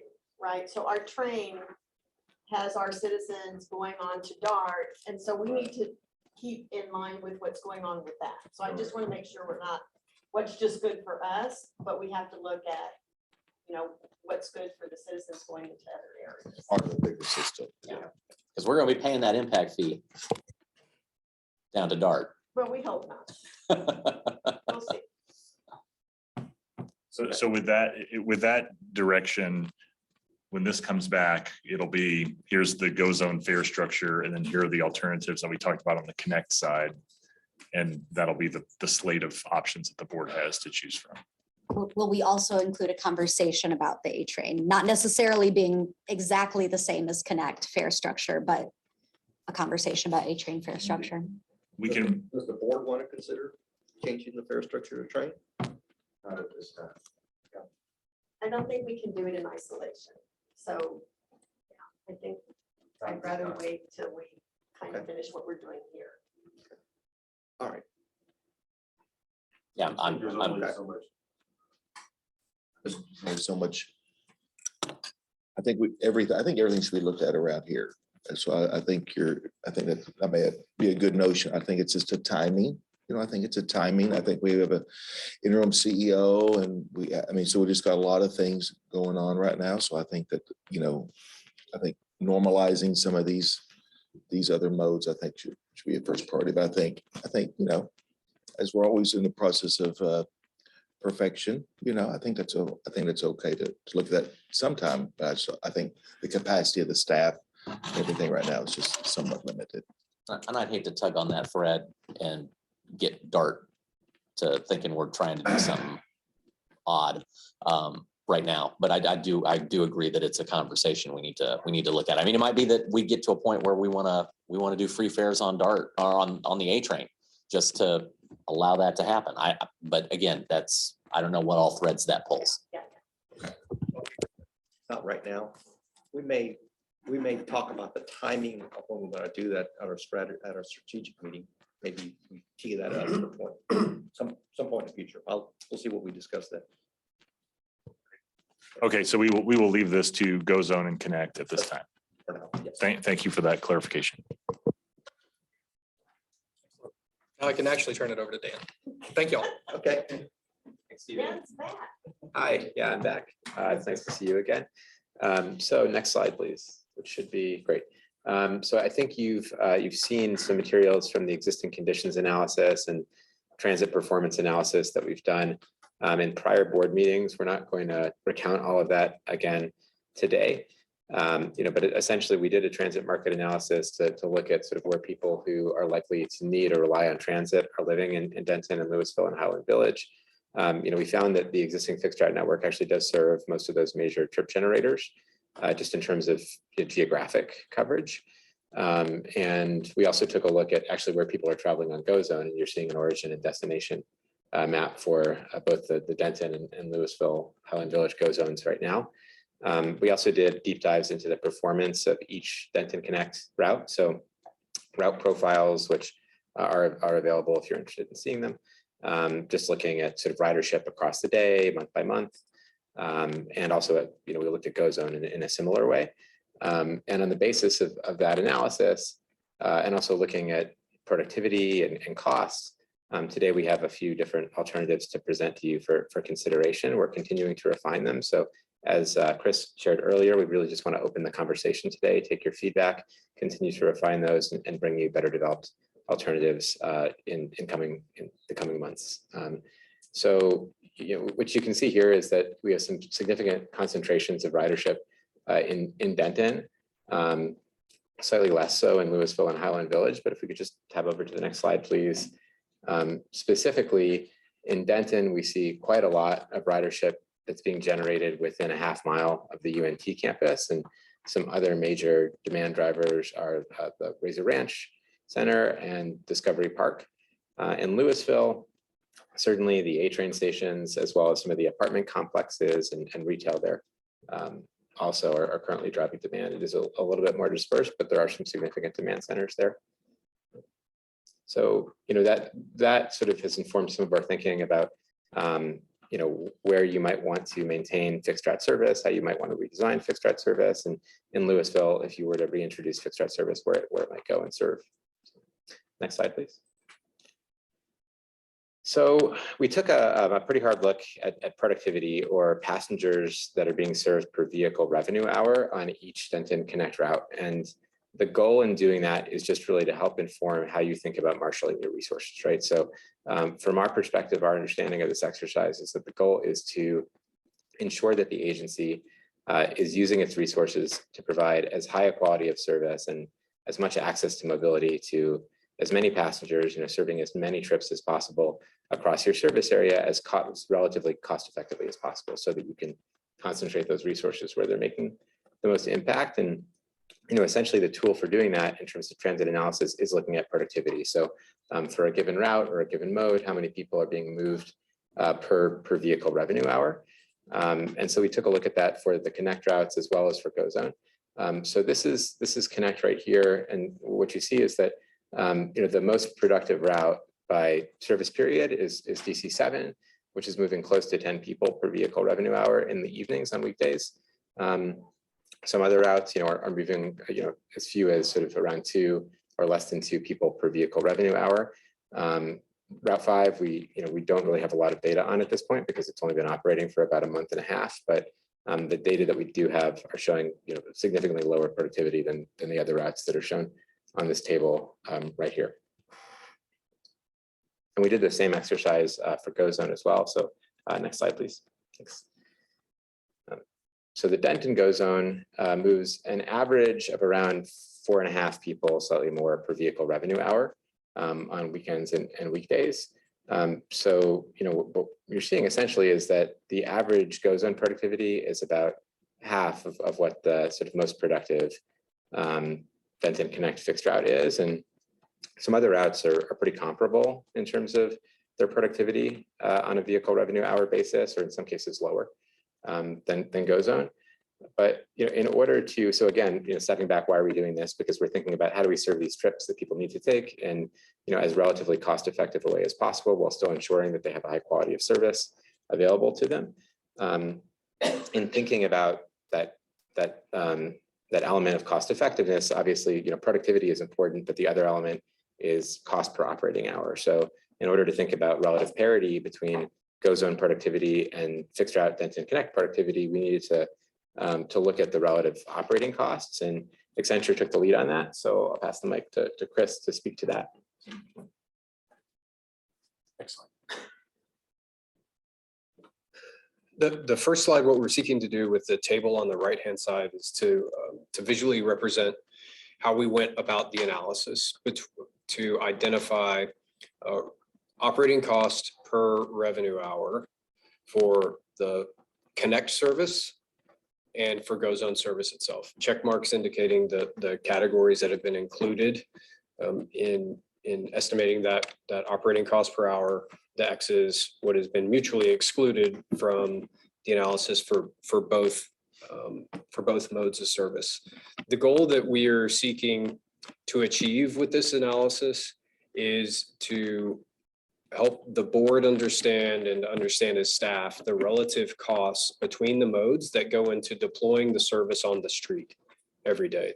We are not seeking to report for National Transit Database reporting, nor are we seeking to allocate all of the expenses that the agency incurs, or to allocate overhead for corporate resources and activities that would apply to both modes as well as the other modes of service that DCTA operates.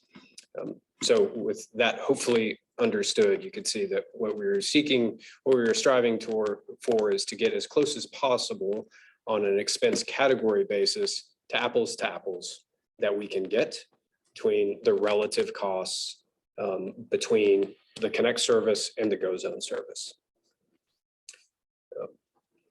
So with that said, we could go to the next slide. Happy to answer questions if there are any.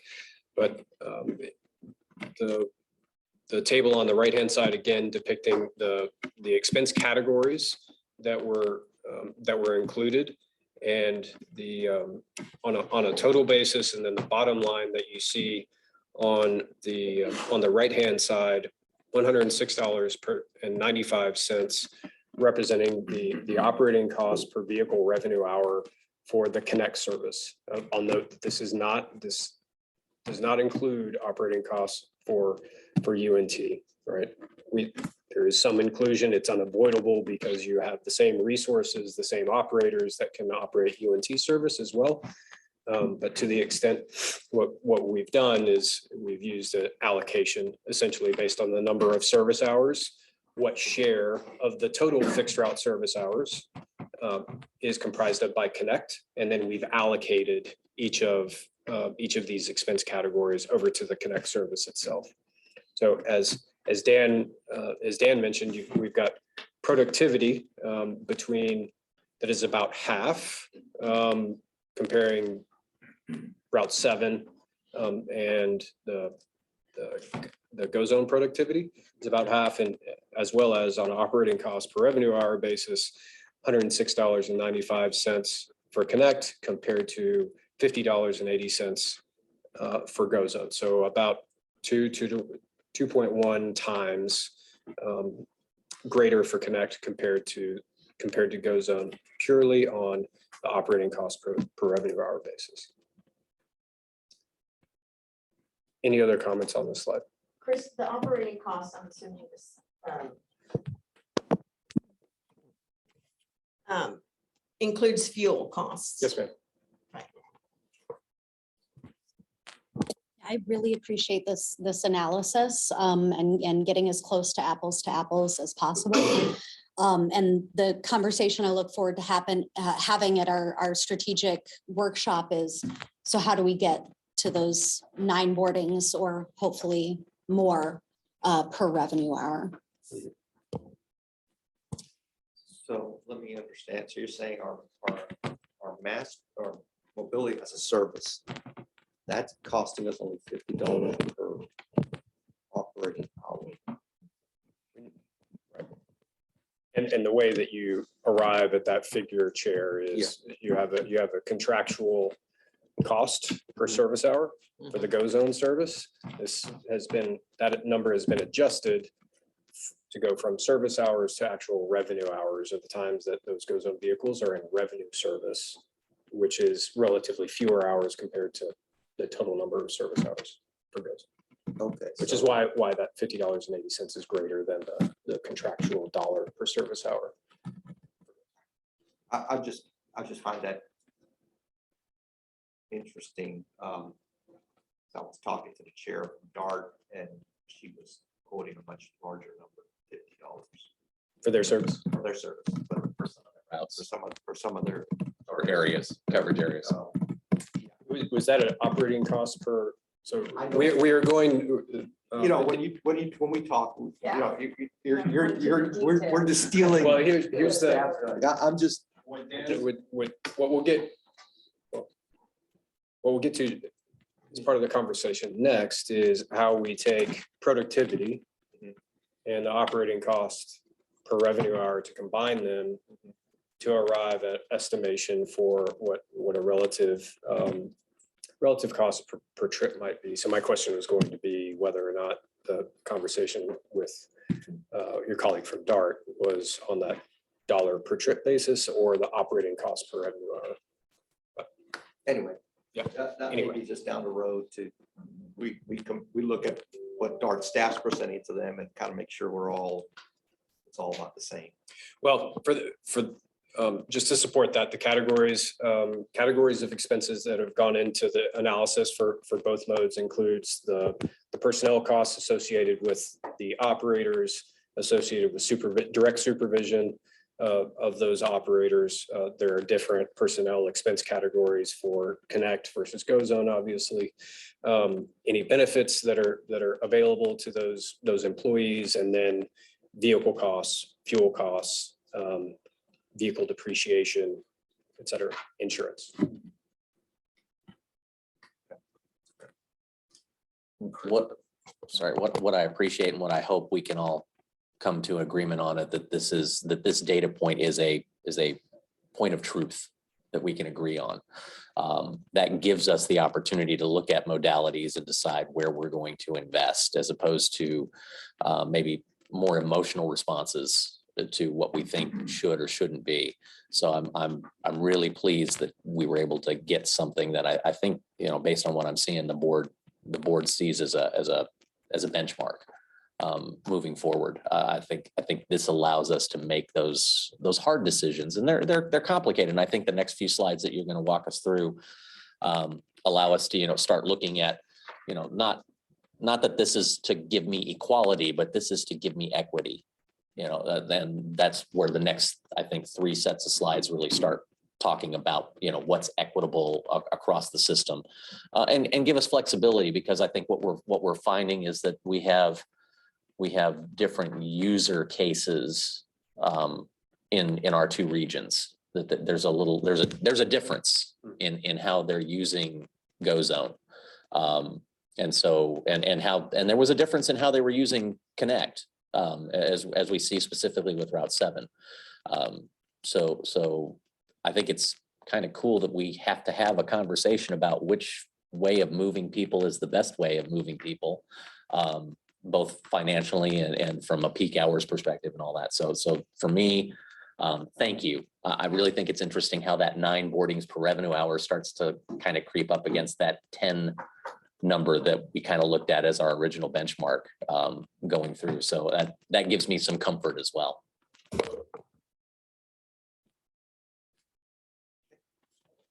Ask if you could speak to just one of the features of the bus service that does not exist on the GoZone side in the way of supervision on the road and how that reflects in these numbers. I don't think that the difference is material to the bottom line dollar, but there is a nuance related to the service that's on the street. So can you speak to that? Certainly, as I mentioned, there are different categories of personnel expenses that go into deploying the Connect service. I mentioned benefits a moment ago. The other, as it relates to the Connect service, a different category of personnel that go in deploying that service are the road supervisors and dispatchers that are currently deployed, associated with fixed route generally and available to the Connect service. Wouldn't the adjacent pieces be the software monitoring, the camera monitoring in cab, the app doing some of those pieces? There's technology on board GoZone vehicles, and obviously animating the GoZone service that does not exist, and a cost associated with that, with those that does not exist. Right. So while it's not I don't think it's a true up 1-to-1. I think we can find analogs. There are distinctions between the modes of service, kind of by definition of the different service modes. But seeking to approach as much as we can a level table for the analysis.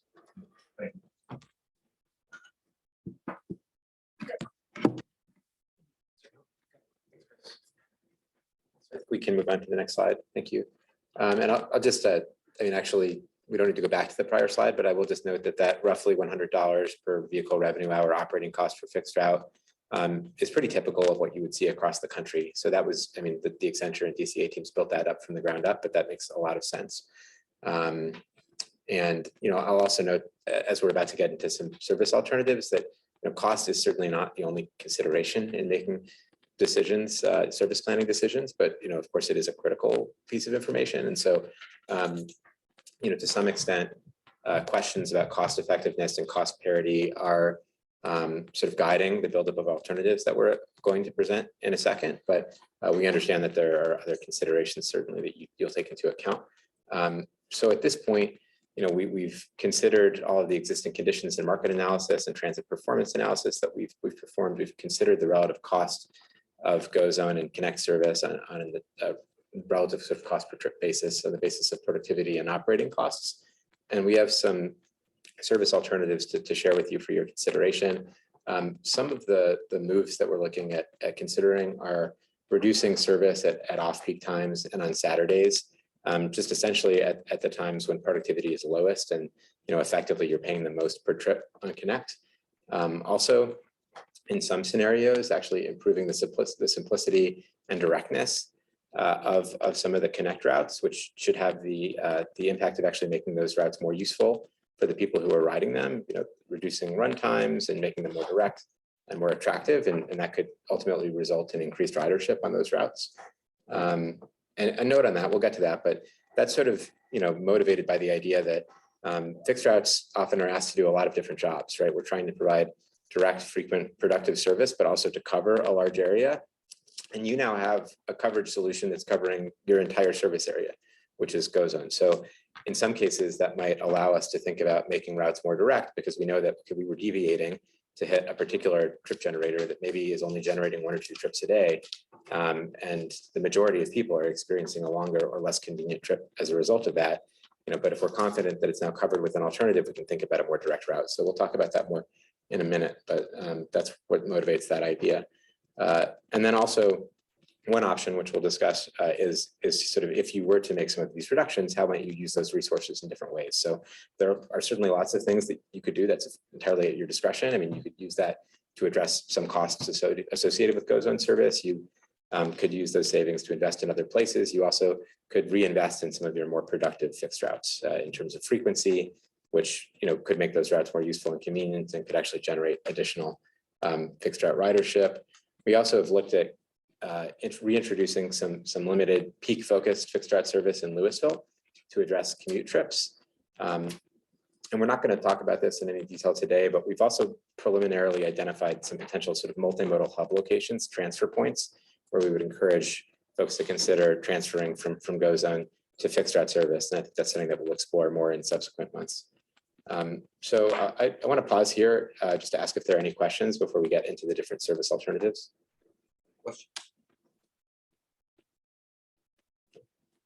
Okay, great. Next slide, please. So we're going to present 4 scenarios today. Again, this is really just to start a conversation. And each one of these scenarios consists of different service adjustments that we've worked through with DCTA staff. And there are literally dozens of those that we've studied. And we didn't want to spend 4 hours with you here today, because that would be a waste of your time. But to the extent that you have any questions about some of the details here, there are detailed buildup. And those service alternatives can be combined in other ways. So again, this is a conversation starter, but this is not an exhaustive list of potential network alternatives. The way that we've built this up for you today is from a perspective of cost effectiveness. So the initial scenario that we're looking at here is one where basically our standard would be, we're going to operate fixed route service where it is as cost effective as GoZone service, or more cost effective, on a cost per trip basis, essentially. And the way that we build that up is by looking at, and we've rounded here to some extent, but taking the roughly average Denton GoZone productivity, which is about 4.5, and also the ratio of GoZone to Connect cost, or Connect to GoZone cost, which is about 2. And that means that we're basically looking at retaining fixed route service that achieves a productivity of 9 or higher. In this case, that's just Route 7, right? So there are some clear drawbacks to this alternative, right? If you were to choose to pursue it, you have one route left, essentially serving as a shuttle between the UNT campus area and Razor Ranch and the Denton Transit Center. It would be useful to fewer people, right? Because it might be useful if you're commuting from the A train to the campus or back, but you probably would see ridership decline actually on this route, because folks are taking this route now to connect to other services and to travel elsewhere. But just from a simple perspective of essentially cost parity, this is what that looks like.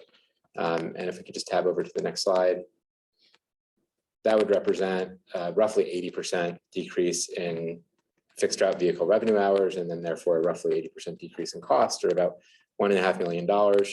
I think the important figure to look at here really is trips that are losing service. So those are boardings essentially. That's not, those are not round trips. And if someone transfers, that would also be reflected as 2 trips. But those are 178 unique boardings that would lose service with the discontinuation of everything except for Route 7. This is, again, sort of just a jumping off point beginning from cost parity, and we're going to build up from there. But are there any questions here before we move on?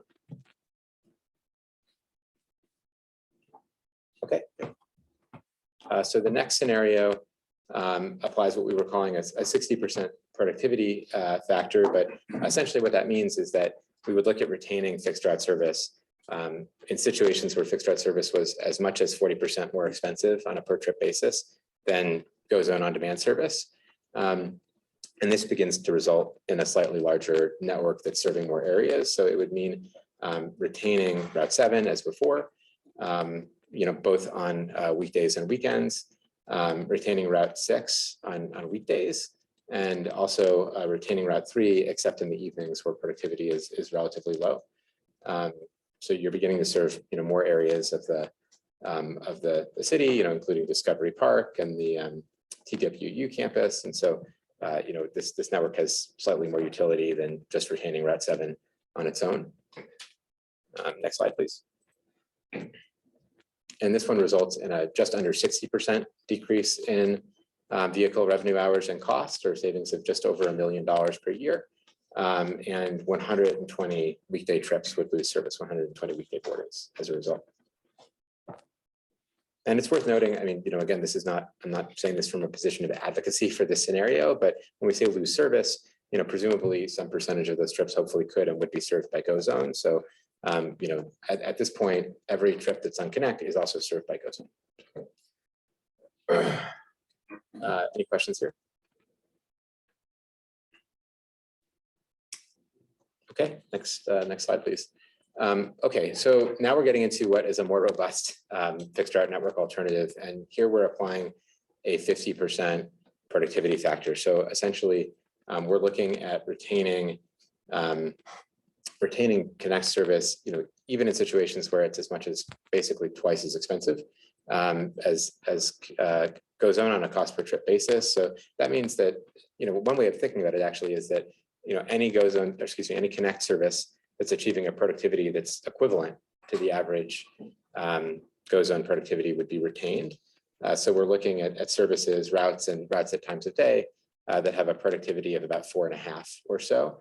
And that results in, as before, retaining Route 7, retaining Route 6 on weekdays, but discontinuing it on weekends, retaining Routes 2 and 3 on weekdays, but discontinuing them after 5 p.m. when productivity is quite low, and also on weekends. And also discontinuing Routes 4 and 5, which have quite low productivity. So this is essentially where we stopped at this point. I mean, again, there are scenarios where we could look at retaining Route 4 at peak times. There are different things that we could do. But this is a scenario where we're looking at basically reducing the least cost-effective fixed route service, but retaining a fixed route network that serves many, if not most, of the trip generators in Denton, and that is at least as productive on a vehicle revenue hour basis as GoZone, if not as cost-effective, because the operating costs are twice as high. And that would result in, next slide, please, savings of about 45% per year on Connect service, so about $850,000. And it actually impacts a relatively small number of weekday trips. So that's 38 trips per weekday on average. And again, transfers, these are not linked trips. So that's a trip that involved a transfer would be 2 trips. A round trip would be 2 trips or more. So the next scenario that I'm going to talk through is basically looking at how you might reinvest some of these resources potentially in the fixed route network. But before we move on to that, are there any questions at this time? Any thoughts? When you're reviewing scenario D, I would love to hear what was the thought process behind how you developed it. Sure. Okay, next slide, please. So as I mentioned earlier, if you were to pursue one of these alternatives or something like it, something that basically achieves some cost savings through looking at reducing some of the least productive fixed route service, you would have many options in terms of what you could do with those resources. One option might be to reinvest in some of the more productive fixed route services. And that's basically on the logic that, fixed route service is most useful when it's more frequent and reliable.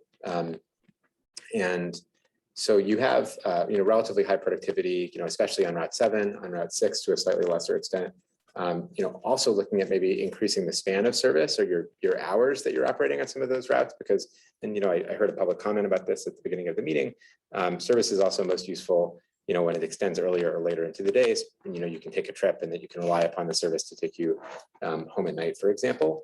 And so, or that you, if you need to get to work early in the morning, you can take the bus earlier to get to your job or what have you. So this is very much, I think, in a draft stage, in that there are lots of different decisions that you could make in terms of reinvestment, right? These are some concepts and ideas, but if this was a course that you decided to pursue, I think we could talk through in much more detail each one of these potential reinvestment moves, what the costs and benefits of it would be. But we wanted to present you with a scenario, one, just to kind of to start a conversation and to get your general feedback. So in this case, we took we're presenting this as being essentially cost neutral. There's actually a very slight cost increase. That's just because it's hard to nail zero exactly. But again, as you fine tune this, it could end up costing slightly less or more than zero. So in terms of cost neutrality. So this looks at the same service reductions that we talked about previously, with some investments in routes 2, 3, 6, and 7. So it would be increasing the afternoon. Route 2 has an afternoon peak, so increasing the frequency of Route 2 to 20 minutes from 40 minutes. So doubling the frequency during that afternoon peak. On Route 3, increasing the span of service. So beginning service a little bit earlier in the morning, not increasing the frequency, but increasing the span of service. On Route 6, increasing weekday peak frequency to 20 minutes. And on Route 7, increasing all day frequency to 20 minutes throughout weekdays and to 45 minutes on Saturdays. Something that we're showing here that I should have mentioned, because it's also shown in scenario C, is a couple of adjustments to alignments. I sort of alluded to that earlier. So currently, Route 2 has inbound and outbound alignments that are quite far away from each other, which is pretty inconvenient. And the rationale behind that is essentially, I think, coverage, making sure that that both those areas are covered. Here, we're looking at basically running the route inbound and outbound along Dallas Drive to increase the utility for people who live close to that alignment. We're also looking at on Route 6, running outbound service along Bell, just to serve some of those trip generators on Bell at TWU. So those are not cost driven, and they wouldn't result in any additional costs, but they could increase the utility of the service for people on those routes. Would love to hear your thoughts about this. Yeah, thank you so much for bringing multiple options before us. I'm going to say right off the bat that I'm not willing to consider scenarios A, B, or C. I think that we've had a lot of discussions about how our focus needs to be on ridership, and taking a bus system that's already difficult to use and difficult to navigate and removing even more service to make it even less usable is, I mean, with scenario A, you even acknowledge that, eliminating everything except Route 7 isn't going to drive ridership to Route 7. It's probably going to decrease ridership on Route 7 because there's no system anymore at that point. It's just a shuttle. I'm open to scenario D. Especially given the tight timeline that we're on, the fact that we don't have time to implement a full redesign of the routes in the time that we have. But ultimately, I would like to see us pursuing a large scale route redesign that makes the system usable. That gets people where they want to go when they need to go there. I'm thrilled about the prospect of 20-minute frequency on the more well-utilized routes. I definitely have concerns about eliminating routes 4 and 5. But I'm open to further conversation around scenario D. But I'm not open to any scenario that that makes the system even more difficult to use than it already is. Go back to the performance on 4 and 5. The productivity table. That would be, it's quite a little bit back, the color coded table. Yeah. Oh, that's fine. Yeah, that'll do it. I mean, looking at the data, I for one think 4 and 5 probably should go. I'd be for one, probably be in favor of at least doing scenario C. But I'd like to hear what other people. I mean, obviously Saturdays on Route 4 are particularly low. How did you arrive at the proposal to eliminate Route 5 when we don't have ridership data for it? We do have ridership data for it. It's just very preliminary. Okay. I'd look to the DCTA staff in terms of whether we can share any of that information, or should. Obviously we can't, but Certainly, Yeah. it's been shared. I mean, we got ridership data. It was emailed to us. I mean, We had it it, was- we had, yeah, it is in our regular reporting, and we had it in a previous presentation, and the numbers were very low, like you said, but certainly we could add this back into this table. Sure. I think it was about 7 or 8 trips per day, I believe, on 5 at this point. Yeah, I kind of looked at it. I was looking at it Monday and kind of going through it. And yeah, that's where I said 4 and 5, because it was interesting that after we broke up 4 into 4 and 5, thinking they'll perform better, they actually has performed worse. I wasn't sure if that's because it's different. You know, there's a lot of variables when you change routes, but I was disappointed that 4 and 5 didn't do better. So anyway, other people's thoughts. I'll just note on 5. I mean, it certainly is true, just to qualify things, that when you launch a new route or you make changes to routes, you know, it can take time for people to get accustomed to things, and you expect ridership to grow. Anecdotally, what we've heard from staff is that they have a lot of clarity into exactly who is riding the service, and, you know, basically who it's useful to, and it's a relatively small number of people. So I don't think you would necessarily expect to see that grow over time based on that information.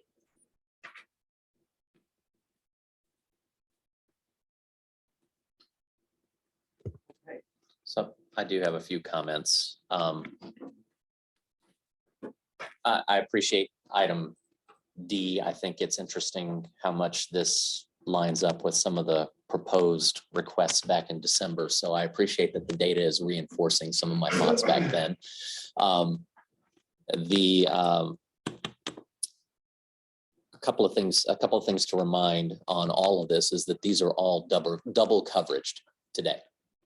People have 2 modalities to use, and they are choosing GoZone. We're not seeing an increase in Connect ridership.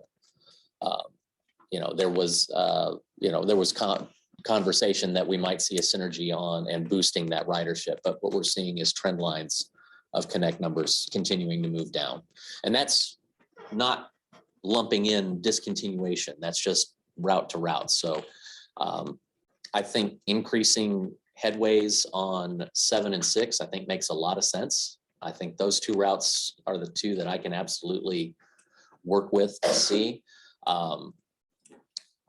We need to make sure that, you know, we're again looking at this as a whole system. So if those 2 routes are bringing the numbers, and we can get the frequency up, and we can see what the impact is to that, then I think that allows us to come back and say, okay, well, now let's talk about adding a route 3, or let's talk about adding a route 2 sometime further down when we've got some stability. But that, I mean, it's $1 million there. I mean, that's 300,000 depending on which model we end up looking at, right? So I'm good with a version of scenario D. My version would be route 7 and 6.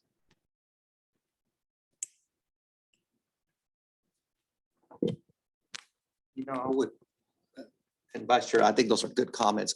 I would just say that this is not the whole world of options.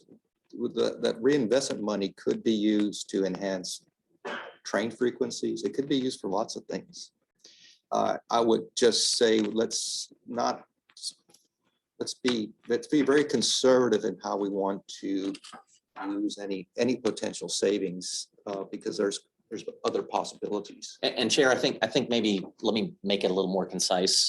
If we put a scenario E on the table for next month that only looks at the two routes that meet the 60% productivity factor, and then increase their frequency as suggested in D. I'd like to see that option as an option E. Absolutely bring that.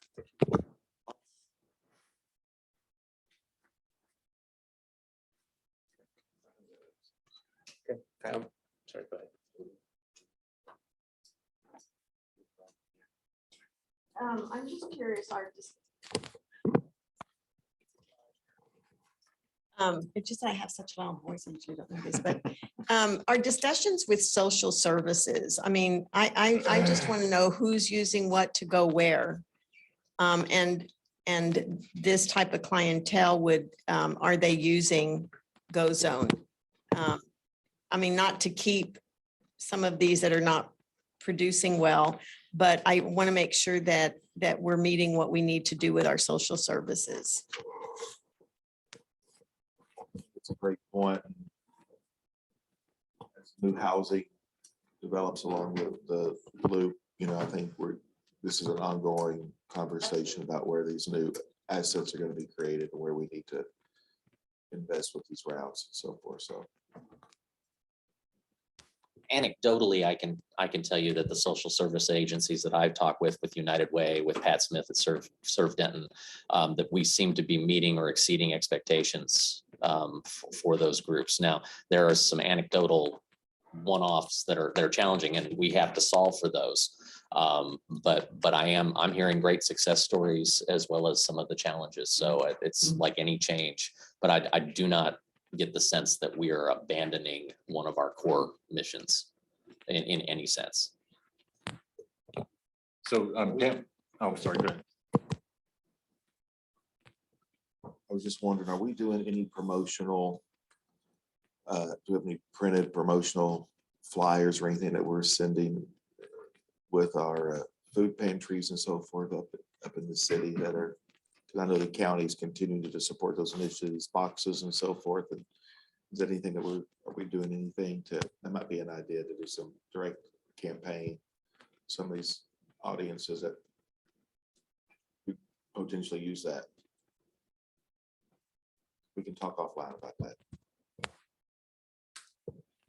Yes, sir. And another anecdotal point, we had the privilege of spending some time at our Daily Bread a few weeks ago over the lunch period and had a table set up and with printed flyers, and a few of us from staff were there and got good feedback in terms of people saying that they were able to use the service. Obviously, the complaints that we got were about seat unavailability, which we were able to communicate with reinvestment should be improving. But Pamela Burns will be up at the end of this presentation to talk about public feedback on the whole, and so we can get more into that at that time. If there aren't any further questions or feedback on these scenarios, we have a few slides regarding potential fixed route service in Louisville. So if we could just go ahead. So we essentially heard early on in this process that there was some interest in fixed route service, really focused on especially helping people get to work, on a timetabled service in the morning and evening peaks. And so we went ahead and looked, in part at GoZone origins and destinations, as well as at some of those locations that we'd heard feedback regarding, and drafted some potential routes that would serve some of those most popular origins and destinations, just to see how costly it would be to serve them at peak times. So we're showing, it's really three alternative loops here. There's a northern loop that connects to the Old Town station, southern loop that connects to the Hebron station, and there are two versions of that southern loop, one of which requires two vehicles, one only requires one. The one with two vehicles serves more destinations, which is essentially the rationale. We can walk through those. We will, quickly here, but over the next month, we are going to be doing an origin destination analysis where we're basically looking at the places that people are traveling to and from, and when they're traveling on GoZone, to see to what extent those trips might be served by these fixed route alternatives. Next slide, please. So this is the northern loop. It essentially, as I mentioned, is connecting the Old Town station with several major employers and the Walmart and some other key destinations. It would have a runtime of 24 minutes, and it would cost about $230,000 a year to operate between 5 and 9 a.m. in the mornings and 3 and 7 in the evenings. It's a one-way loop. Any questions about this? Okay. So moving on to the 2 southern loops. Great.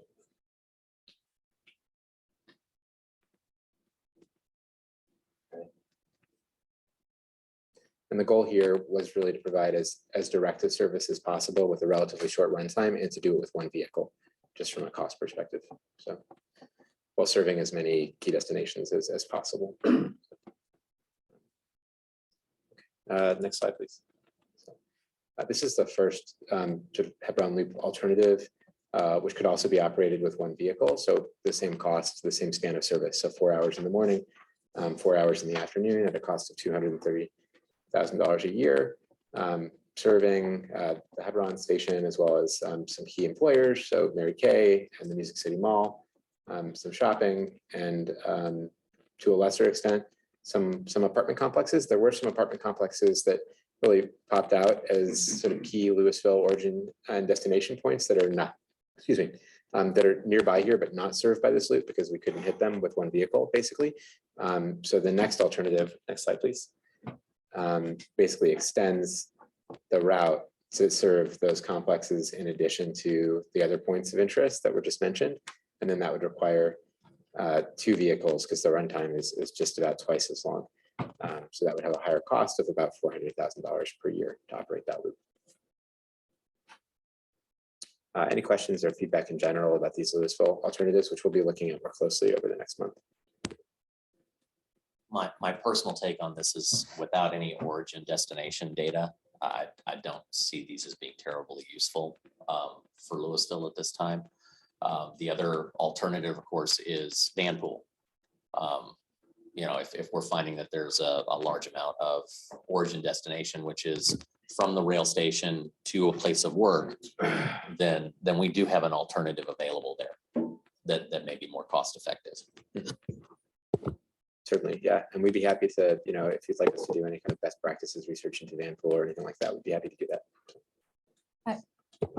I have a secondary point to that as well, with regard to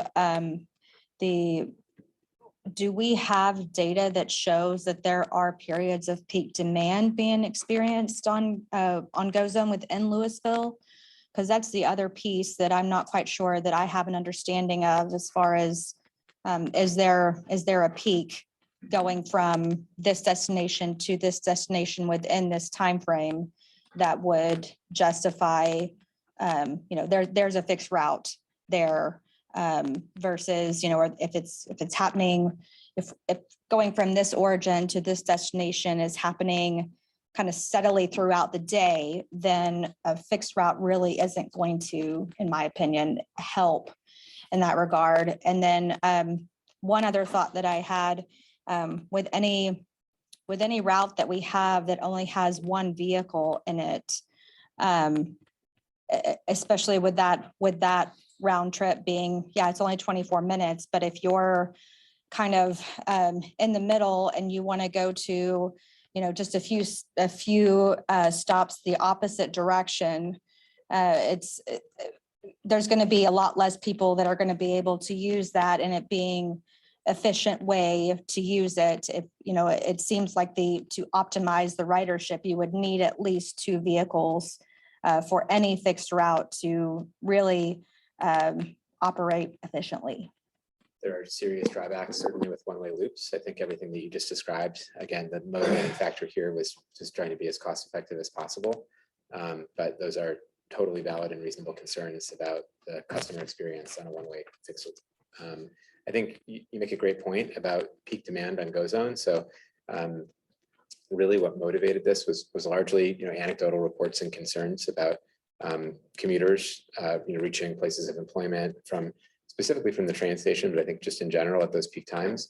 In full disclosure, I think, you know, we have those data regarding the volume of GoZone ridership at different times and, you know, the extent to which there are unmet trips at different times. But we did not look at them in the context of drawing up these routes. So that's certainly something that we can bring back next month and that I think we should look at when we're doing that origin destination analysis to see to what extent trips might be served by these alternatives, we can do that by time of day. So, we'd be able to look at during the service period, like in the morning and in the afternoon, how many trips that would be within a certain distance of the bus stop, could be served by these routes as they're drawn right now. Sure. So could I just ask one question? When we talk about requires 2 vehicles, what vehicles specifically are described here? I think I need to validate this, but I think given the volume of ridership, to look at a cutaway would probably be adequate. A mid-sized vehicle, but we would have to confirm that. Cut away with a capacity of 12 to 15. Yes, exactly. Yes. Yeah. Sorry.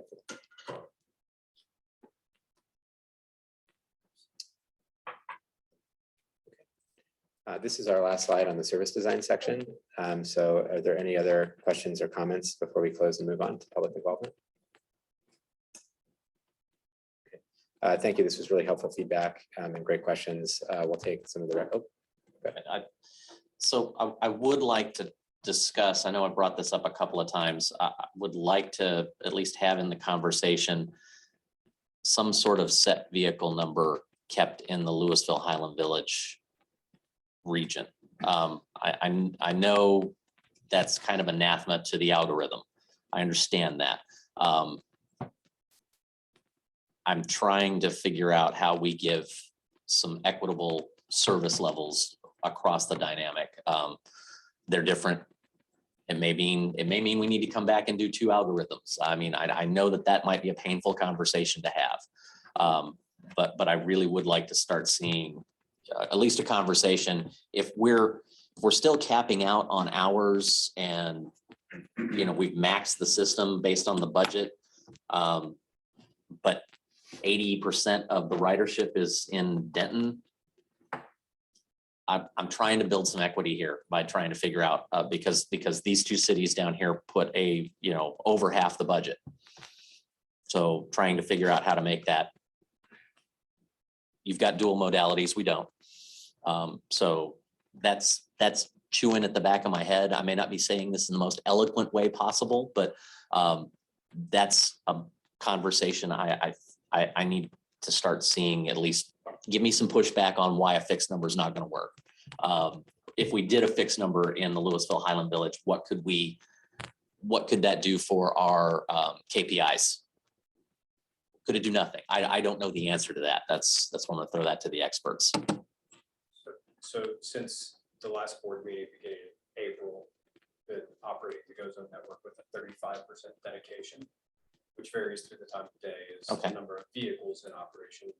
And if that's a better logic to use besides cars, I'm good with that. Well, it does allow it to float with demand using that basis, but that is what the experience has been, or excuse me, the management of the service has been since the last board. It's 35% on during peak periods that can be up to about 18 vehicles dedicated to the Louisville Highland Village. So. Okay, so that benchmark has been put in place operationally. Okay, that gives me some comfort. I appreciate that. The other question I had was, since we're talking about service, how is the conversation going with Louisville staff to button down the edges of the map? So I can take that. We met with staff week before last and are we asked for help to create the map book of the street by street areas that are necessary to cover the places that were drawn out in pen.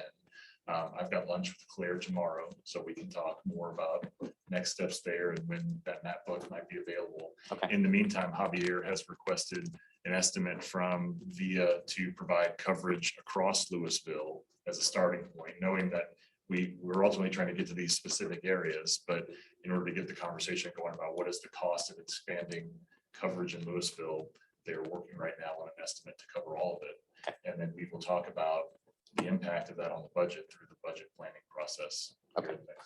Super. Thank you for the update. You can't have my GIS people. I'm just saying. They offered to help, and so we took them up on it. They're really good. Yeah, we appreciate that. Okay, well, thank you for all the feedback. I will take that into account before we see you again next month. And I'll hand it over to Pamela to talk about. Well, I think at this point, I'm going to go ahead and we're going to We're going to take a break. Okay, great. We'll take a lunch break at this point. Let's recess here at 12:26. We'll come back at 12:55.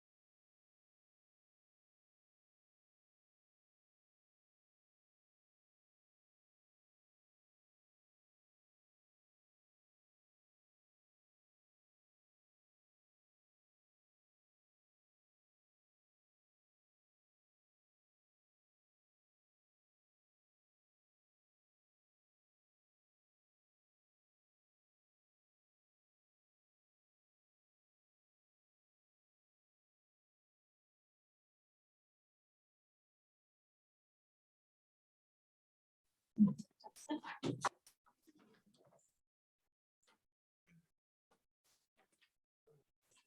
good afternoon. We're going to reconvene the DCTA Board of Directors meeting. It is 1:04, and we'll continue on with item number 1, Pamela Burns.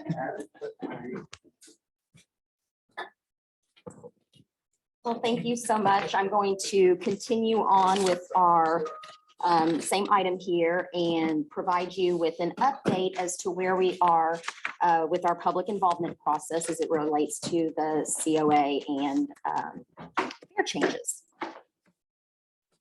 So this is the same timeline we've done several times. We've just moved the dash line to where we are here today at the May board meeting.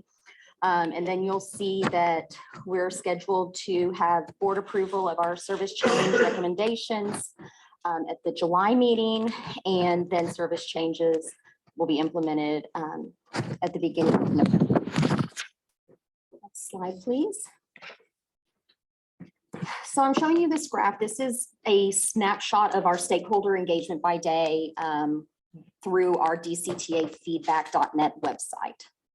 So you'll be able to see the total visits, our total unique users, the number of comments, which is in there, just really small on the orange part, and then our survey responses as well. And I want to thank Stephen over here, who may interject in a couple of places, for working with us on this data and helping us, formulate some insight for all of you.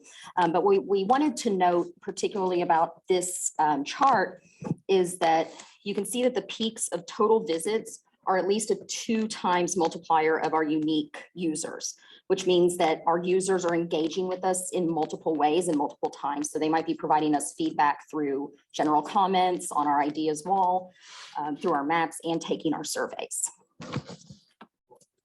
The one thing that I'll add to that, which Pamela nailed it, is that this is the first representation that we've had as an organization to see that the enthusiasm that we feel in the public engagements, the enthusiasm that we're seeing with people in general involving is now measurable. We are seeing that at the very least, the people who are showing up to the website are interacting at a 2x multiplier at least. And then that last peak, and all of these peaks coincide with the public engagement meetings, that last peak is a 6x multiplier. So it just shows that now we can measure the enthusiasm of people engaging.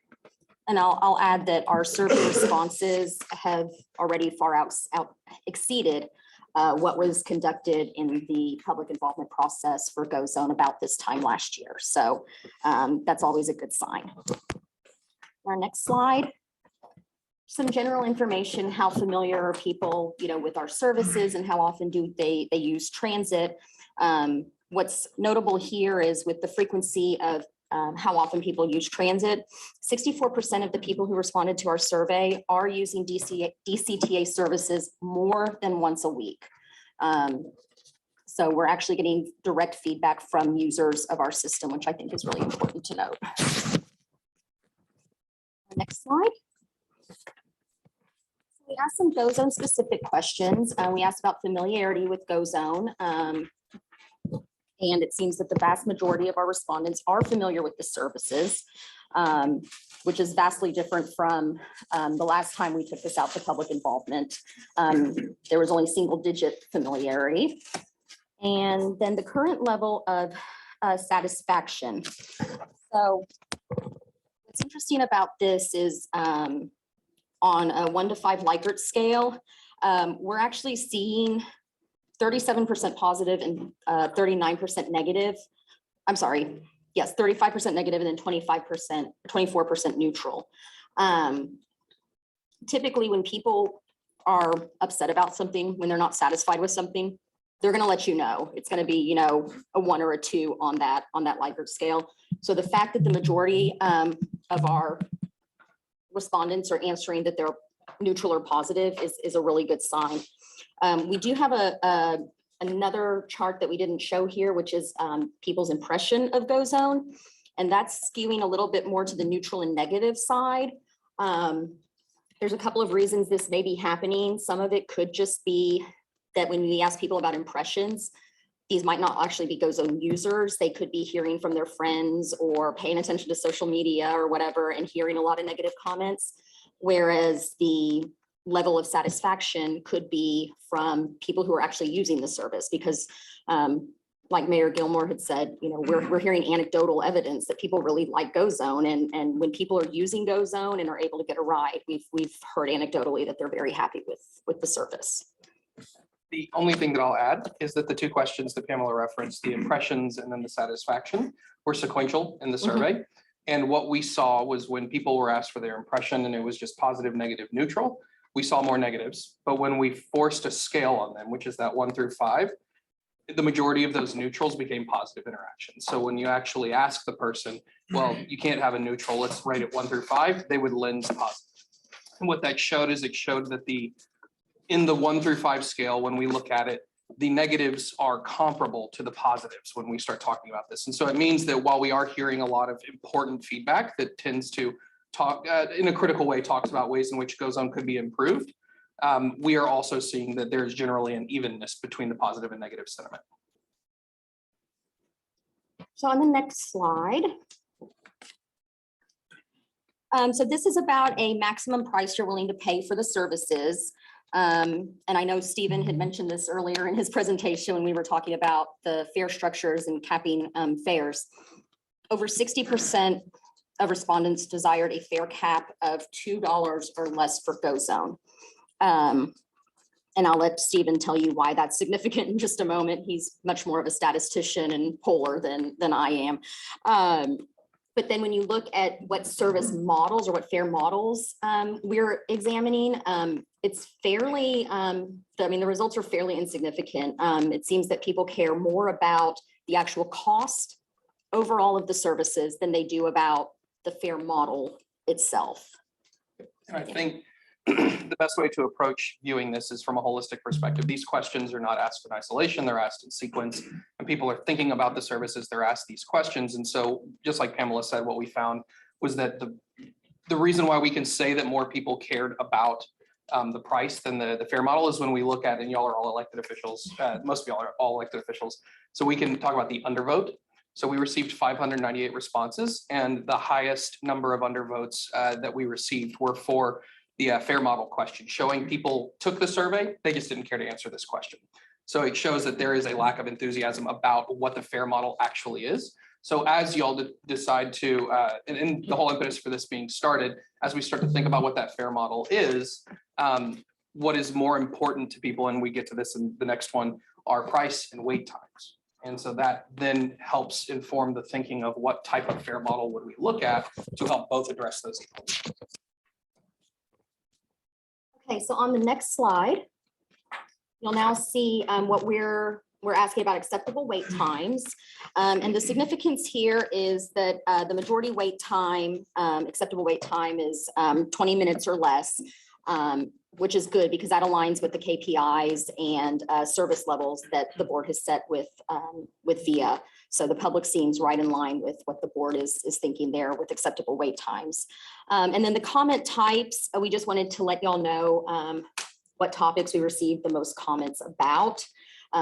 Lots of comments about GoZone and fixed route, much fewer with fare model, and then just other ideas in general. Some of the other ideas might be, hike and bike trails, connectivity, facilities like shelters and bus stops and things like that. You have anything to add? Okay. And going on to the next slide, rather than give y'all a complete list of all the comments we've received, Stephen and I worked to kind of summarize some overall keywords and phrases that have come up in the actual comments themselves. So you'll see GoZone and routes have come up the most frequently, but you'll also see some words that can relate to those like traffic, safety, reliability, and accessibility. So these are the important themes that are coming up to people in the public. They want service that's reliable, accessible, safe, frequent, and things like that. So that is all I have in terms of our current public involvement. I know that we will be coming back next month with a more complete overview once the public involvement process has actually concluded, which is on June 10th. I'm happy to take any questions on that. Not a question, but an observation. I'm really interested in the responses to what is the maximum price you're willing to pay for each service.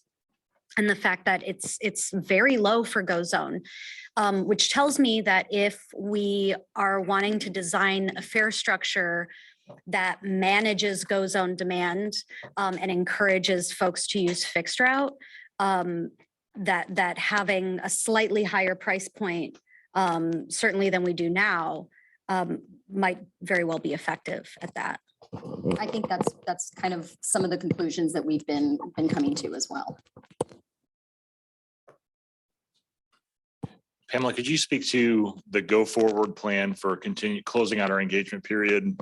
Now that we've presented alternatives on the fare side and on the route side, how you intend to put those out and get additional feedback on those things specifically? Absolutely. So now that the board's seen the different service model scenarios and the different fare models as well, we will be putting those online for the public to see as well.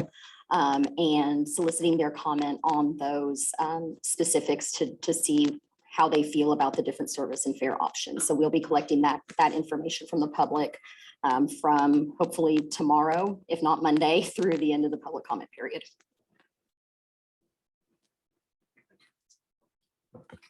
Any other questions? June 10th is the end of the public comment period. And with that said, I mean, if people send in comments, a day or so late, I'm not going to necessarily just exclude them from any results, but that's kind of our formal end date. Yeah.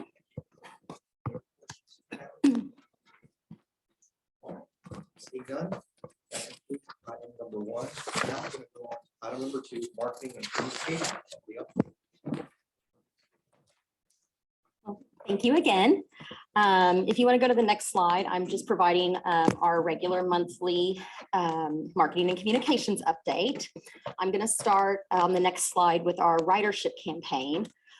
Recently, we were on a quarterly call with the APTA Marketing and Communications Committee, and 100% the focus nationwide from the transit agencies is on ridership increases.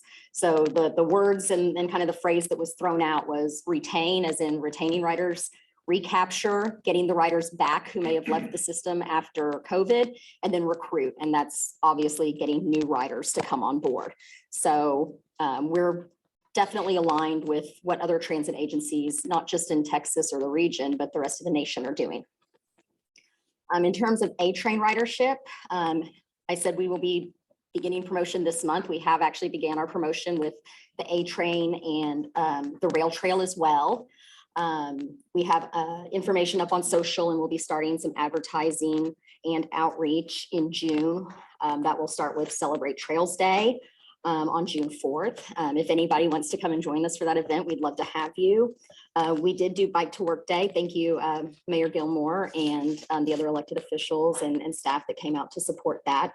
We're also coordinating with DART since that's a big driver of our rail ridership as well, to coordinate with them on some different campaigns on how we can definitely increase the ridership on the A-Train. And then we're also working with the Council of Governments.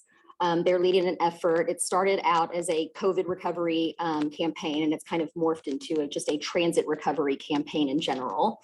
The big theme for that is going to be promoting summer staycations and how you can use all 3 of the transit agency services to do things right in your own backyard. And that correlates really well with high gas prices. You typically see high gas prices over the summer anyway. This year in particular, they're probably a little bit higher than we're used to.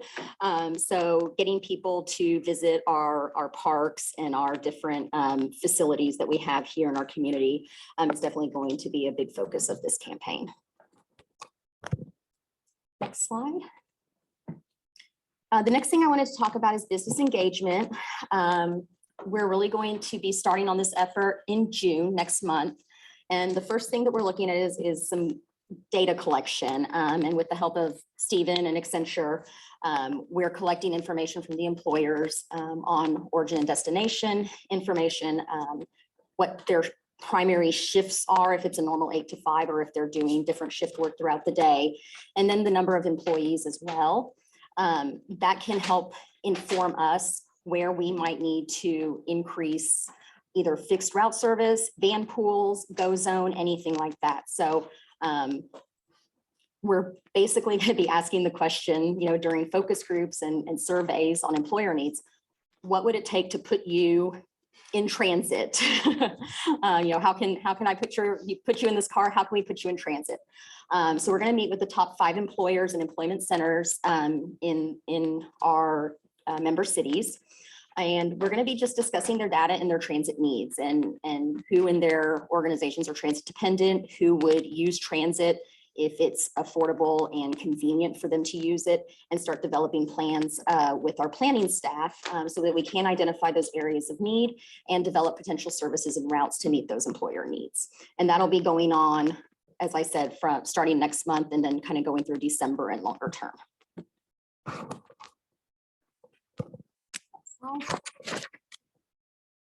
And then this is just a quick reminder of our top employers here in the Louisville, Highland Village area, and the number of employees in each of those areas. So this is going to be our starting point for our target audience and the groups that we're going to be meeting with to collect that data from in order to inform our decisions.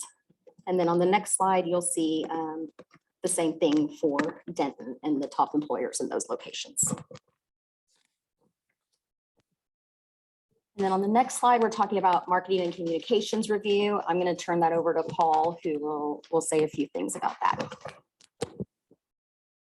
Thank you, Pamela. So just to give the board by way of update, we have engaged a firm called Minerva Consulting and a woman by the name of Ashley Elsey, who is in the business of helping organizations understand their value proposition in the marketplace, and then how to communicate that value proposition in a cohesive, effective manner to drive the outcomes that board members, boards, CEOs, et cetera, are interested in achieving. And so Ashley and her team will help facilitate our strategic offsite, first 2 agenda items next month, where we will talk about mission, vision, values, and strategic goals and objectives.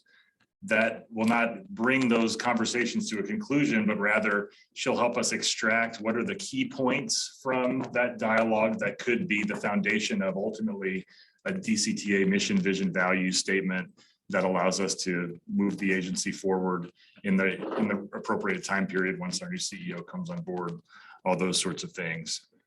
In support of that effort, Keisha has been reaching out to everybody to try to schedule a 30-minute call between you and your alternate board member and Ashley and her team in order to just get some preliminary feedback on where the board members are relative to coming into the strategic work session and what they foresee the future of the agency as being. And so we're really excited to have her come on board after the strategic offsite. She'll be working with our staff. She's going to go and visit all of our modes of operation, get on the ground, understand what we do and how we do it, and then again, provide us some structure perhaps on what our message formulation looks like moving into the future, even what our organization and spend looks like in the future to make sure that we can achieve the sorts of results that we're trying to achieve using marketing and communications best practices and things like that. So more to follow as we get into the workshop, but just wanted to give you all that update.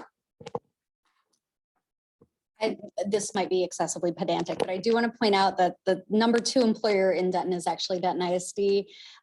Given the fact that they're not all in one location, I think it's probably appropriate to focus on the locations that you listed on the slide, but just wanted to point that out. I definitely appreciate that. Couple of quick comments. To expand on that a little bit, City of Denton and City of Louisville are also within that, if not in the top 5, maybe number 6. And they're kind of low hanging fruit because there's already a relationship there. So that might be worth speaking to in that in the want to be inclusive and whole. I think reaching out to the City of Highland Village is also important. And we could absolutely use the Highland Village Business Association to push out information to their businesses, which I don't think would be excessively burdensome on staff. I know what you're trying to do. But I do think that, they are a little different and maybe we can approach them a little bit differently, but still get, some equitable outcomes there as well. No, definitely. I've made note of that and we'll be sure to include that in our plans. Thank you. Other questions, comments? Seeing none. All right, thank you. I appreciate it. Next item is discuss Denton County Transportation Authority Chief Executive Officer search. Paul, Christine.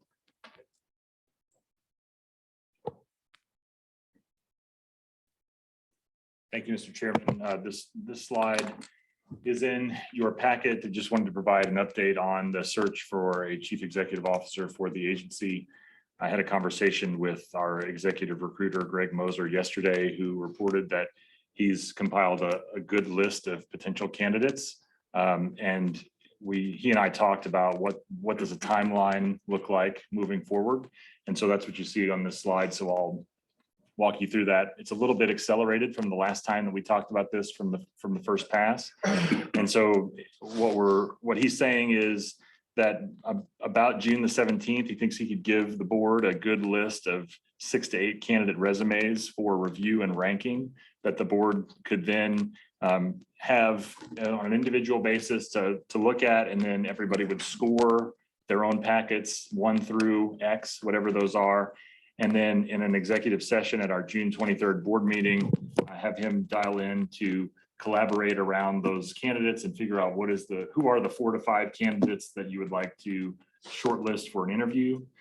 If the board would like to take that direction, then we would work to schedule a couple of special called meetings in the window of June 27th to July 8th, and then July 11th to July 22nd to do a first and a second round of interviews, a first round of interviews with 4 to 5, a second round of interviews with 2 to 3, which would leave a little bit of a small window to negotiate an employment agreement and potentially be able to take action to hire a new CEO in the July board meeting. I'll note that the July 4th holiday and summer vacation plans may make it difficult to align calendars in this way.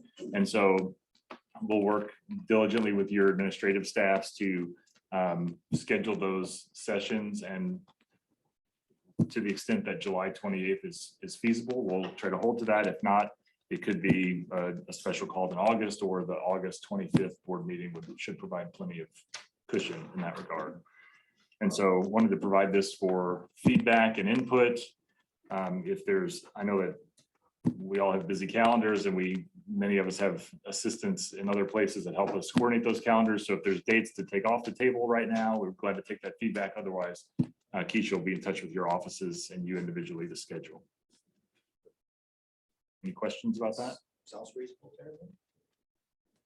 I mean, I would, if we can, I'd like to get it done in August, but and I'll be open to having special call meetings. That's just my thoughts.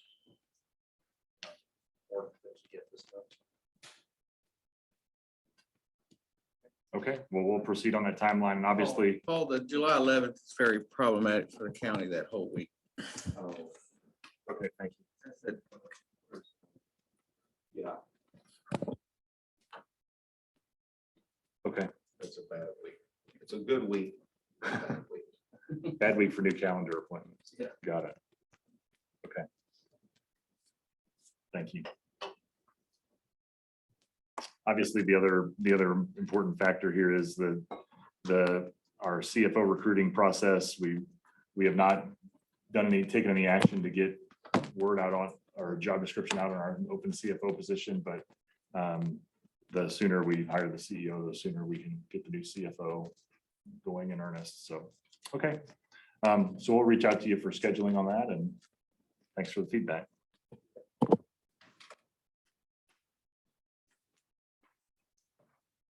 See, that takes us to the next item, item 4, briefing on Denton County Authority new member policy. Brittany Farr.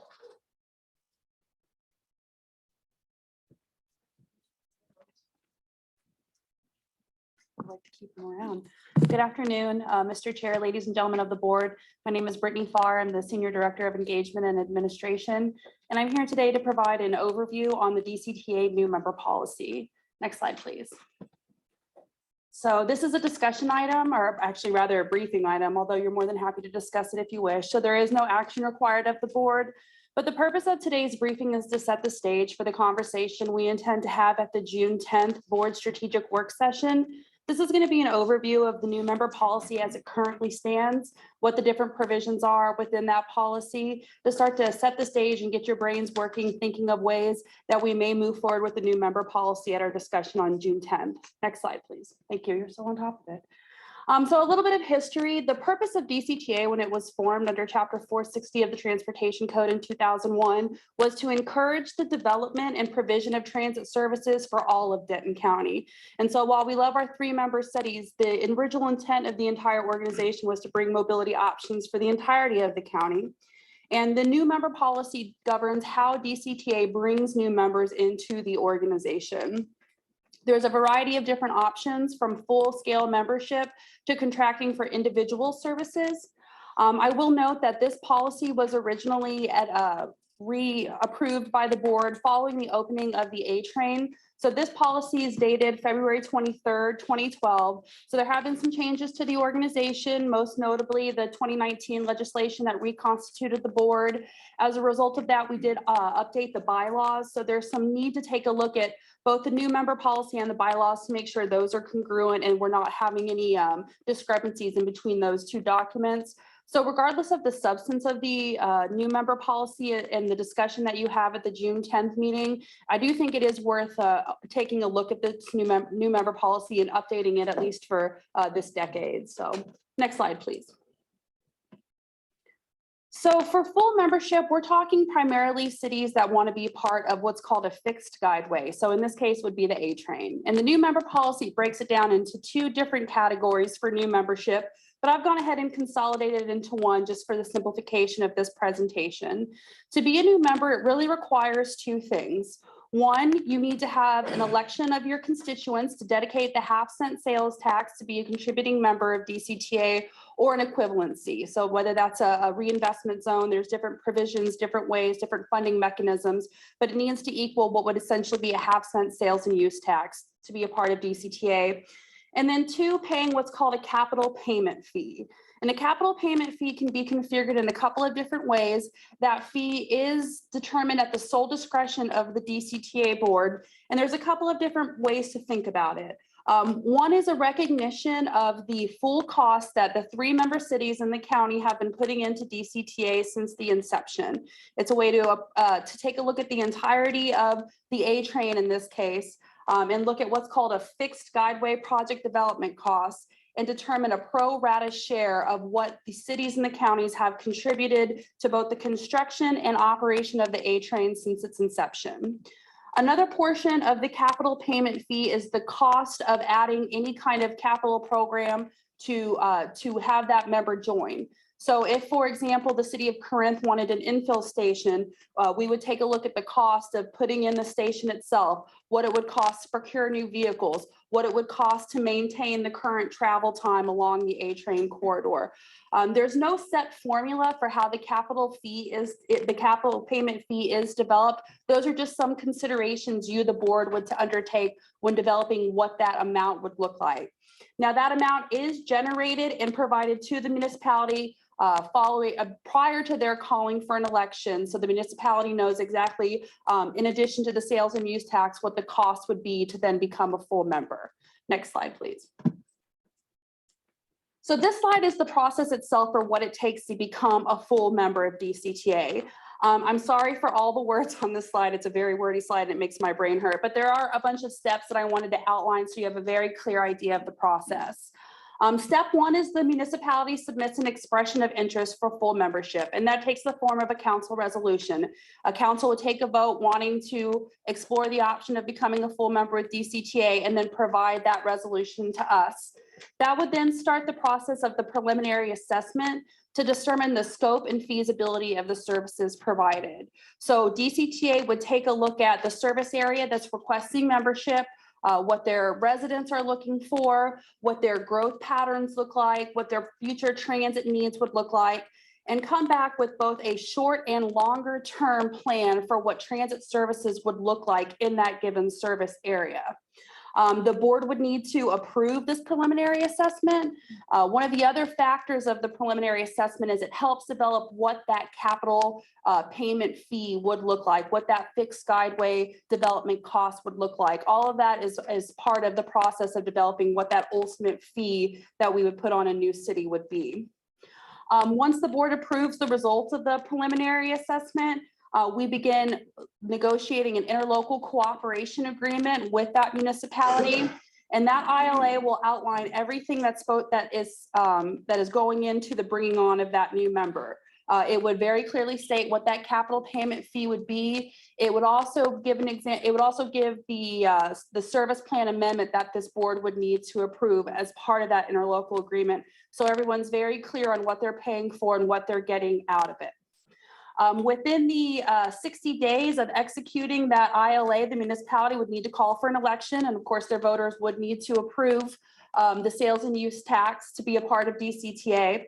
And upon the successful election and payment of the capital payment fee, the DCTA board by a supermajority vote, so that would require 3/5 of the board and at least one member of the county, a major decision approval, would then vote in that member as a full member. Under the bylaws, they would become what's called a financial participating member. Yes, sir. Is this the existing process or is this the proposed? This is the existing process as it currently is in the 2012 approved policy. You're welcome. So upon the payment of the fee and the certification of the election results, this board would then approve the service plan amendment, which would encapsulate all of the new services into that new municipality. And once we have an executed ILA and the payment, then that new municipality would take its place as a voting member of this board as a financial participating member in accordance with the 2019 bylaws. Next slide, please. So that's for the full-blown membership. And like I said, that particularly applies to the A train. And if folks want services on the A train, if they're looking for maybe growing their ridership at an incremental level, then we also offer an associate membership. And that is based on an annual contract with DCTA. So the payment is made in full by the municipality. Every year they pay for not only 100% of the services that DCTA provides, but there's also some consideration for access to the value of DCTA, our planners, our marketing communication staff. That's also built into what we charge for being an associate members. Associate membership, as you can see on like the 1, 2, 3, 4 bullets down, must become full members before fixed capital investments will be made by DCTA. So whether that's on an existing rail line or a future rail line, we do not grant associate members if we're doing a long-term high volume capital project as part of their transit planning. And associate members are not eligible for enhanced voting privileges. You have to give that full half-cent or equivalent to be able to have voting privileges on the DCTA board. Next slide, please. The last provision for contracting within the new member policy is contracting for limited services. And this is for one specific service or for some kind of planning services. So it's also done through an ILA, an interlocal agreement. Their capital payment fees, if any, again, probably not applicable to the contracting for limited services because you have to be a full member in order to get those long-term capital investments. Agreement is the entire value of the service plus a premium for access to DCTA and its staff. None of the services that we provide can interfere with any of the services we're already providing to our member cities or our counties. And again, contracting cities are not eligible for enhanced voting privileges. Next slide, please. Can you questions? Sure. Right. Can you explain what is enhanced voting privileges? So this is by definition in our bylaws. So enhanced voting privileges would mean a voting member of the board, but the bylaws are segmented into 2 different categories. We have what's called the foundation cities, which are the 3 cities that have been with us from the beginning. And they are always in our bylaws going to be considered the founding member cities. Now we do have financially participating cities according to the bylaws, and those are cities that are not considered to be one of the 3 founding member cities, but now kick in that half-cent or equivalent sales tax and have a voting representative on the board. Your head spinning here? And we left that with some room to come back and set new policies in place for new members.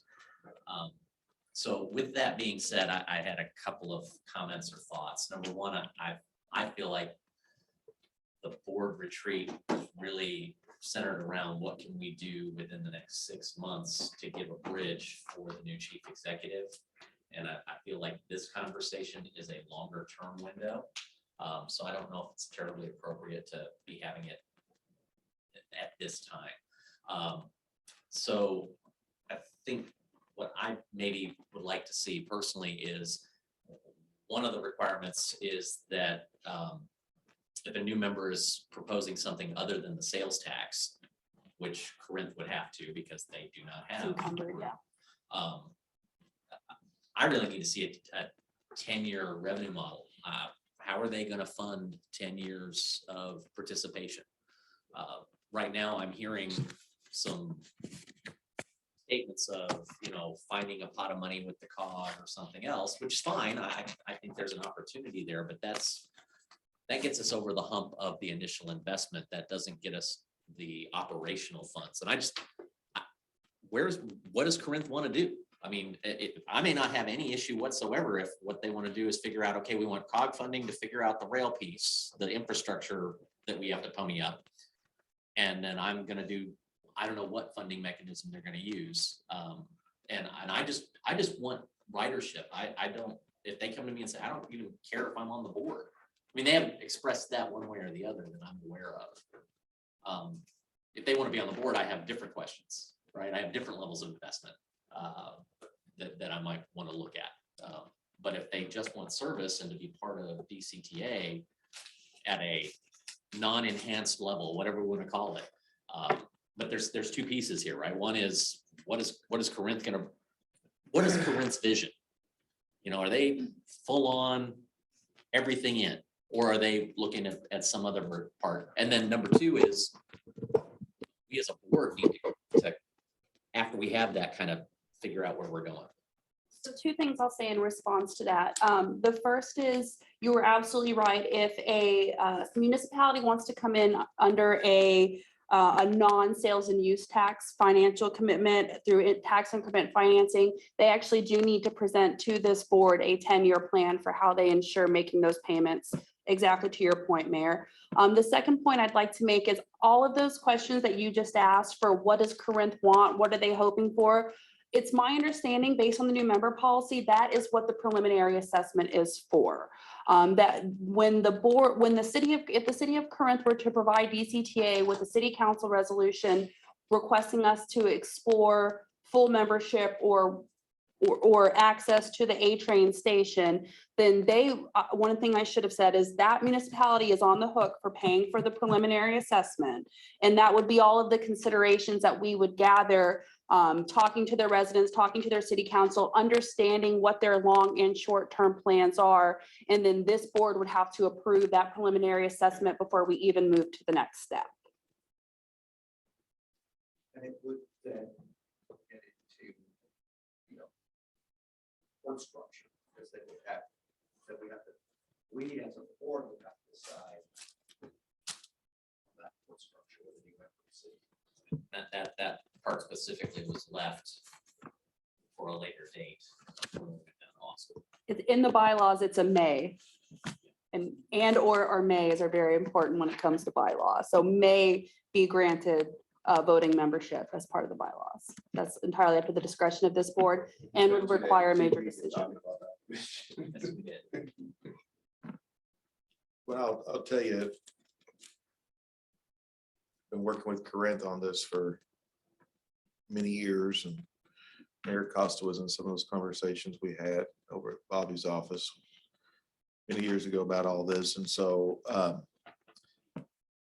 the city of Corinth and I were going to be meeting with Mr. Moore's over at the RTC, and then Mr. Hart passed away, suddenly. And so there was part of some of those initial conversations on possibilities for partnerships before the city would embark on this whole venture with our agency, so that was just part of those conversations. I think we're going to speak on behalf of the city, but I think those will reconvene, once the dust settles with the city and they kind of make some initial steps. Yeah, I think before, we're kind of getting into a very detailed discussion about one specific city. And I think overall, you're looking for guidance on whether or not do we need to revisit this policy, change it? And Yeah, trying to my focus on- apologies. I was just using it as an example, not that I wanted to get into the weeds on It was my fault. I brought up Corinne that's first. everybody's fault. Um, That's not the discussion. I mean, really what the discussion is in general. Because I think we want other cities to go, what is the policy of DCTA? Not like, let me do all this work, submit, and then see where we're at. It's like, we need to come to what we feel is reasonable, so that if there are those that are considering, they know what the thresholds are. So this is more of a kind of, yeah. I think I'd rather have that conversation with a new CEO. Understood. And Board Member Costa, to your point, it is timely in that the North Central Texas Council of Governments is kicking off their Denton County Transit Study right now, which is focusing on all of the cities within Denton County that aren't already part of DCTA. So having this conversation, whether with the new CEO within the next year or so, is very timely, because as a result of that transit study, we may have more cities from Denton County wanting to understand exactly what our policy is and how they can join in some of the success that we're having. Have a city has steps, they can follow the policy and they can apply for full benefit. So it sounds like there's no real rush to change. We may have to revisit it here in 6 months or a year and get further down. But I think it's fine for now. Well, I think as COG is going to start doing the study, I think there may be some. I was just saying, since COG is going to be focusing on Denton County, that it should be something that I think we're discussing congruent to what they're doing for more clarity and understanding. My understanding, though, is that the current policy conflicts with the current statutes and bylaws. I wouldn't say that it conflicts, but there are definitely some areas for improvement to make sure that it aligns with the changes that were made to the bylaws in 2019. There's definitely some areas that could be cleaned up a little bit, but to both of your points, is it super pressing right now? No, it's not going to make or break this organization. To the chair's point, there is a path forward in the policy as it exists, but just as we're thinking through the next stages of this organization and making sure that all of the documents that are foundational documents align, given the changes that occurred in 2019. And my understanding, well, I appreciate the chair's comment. My understanding, quite frankly, is that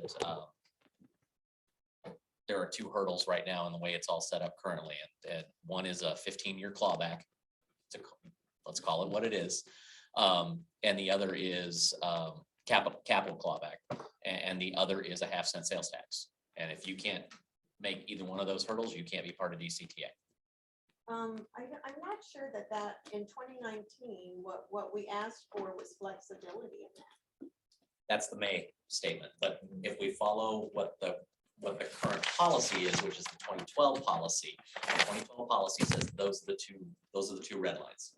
So that's where they can play. Yeah, and that's why we would need to come back and talk about new policy at some current date. You had some clarification around what that capital payment fee is. And so as part of your agenda packet, you have the existing new member policy. And so if you're looking for some nighttime reading over this long holiday weekend, take a look at it and take a look at the definitions and see where there is wiggle room for this board, but also whether it's in June or when we get a new CEO, be thinking in your own minds how you would like to tweak this.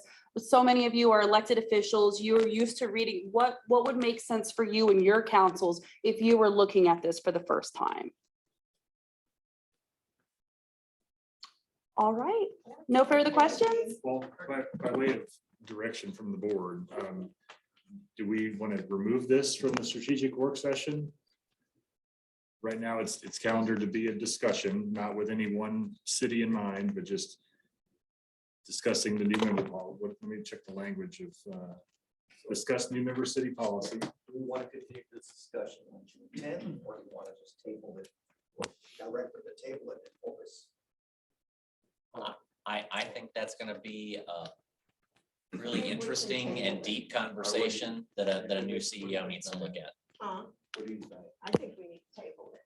I don't think that we just don't have the information. We think it's gonna take a while. We're not gonna have the CEO coming for a while, so I don't see how it would be productive next month.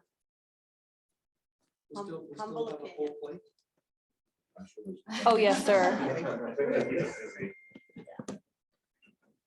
Yeah, Jody, you have a question? I just wanted to, on section G, associate membership, section H, limited transit services, it talks about other public entities and private entities. Does DCTA have any associate memberships or limited transit memberships or limited transit services to other entities other than municipalities? Not currently, no, sir. The only contractual obligations we have are with the city of Coppell and the city of Frisco. No private entities whatsoever, but the policy allows for private entities to have either associate membership or limited transit service. Yes, sir. Okay. So we'll amend the agenda for the workshop and move this item based on that direction. Okay. All right, thank you, ladies and gentlemen. Thank you.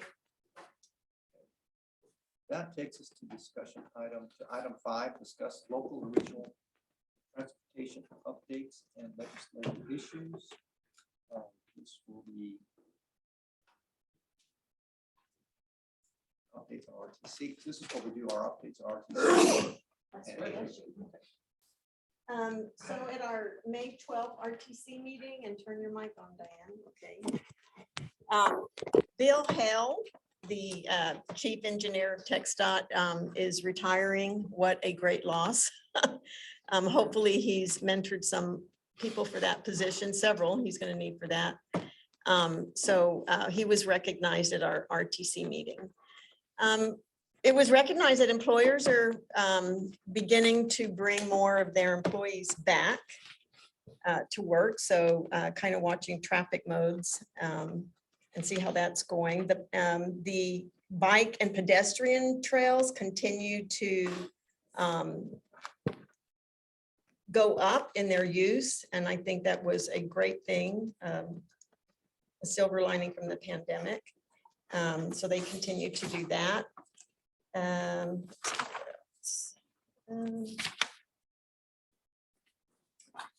That was it for the RTC.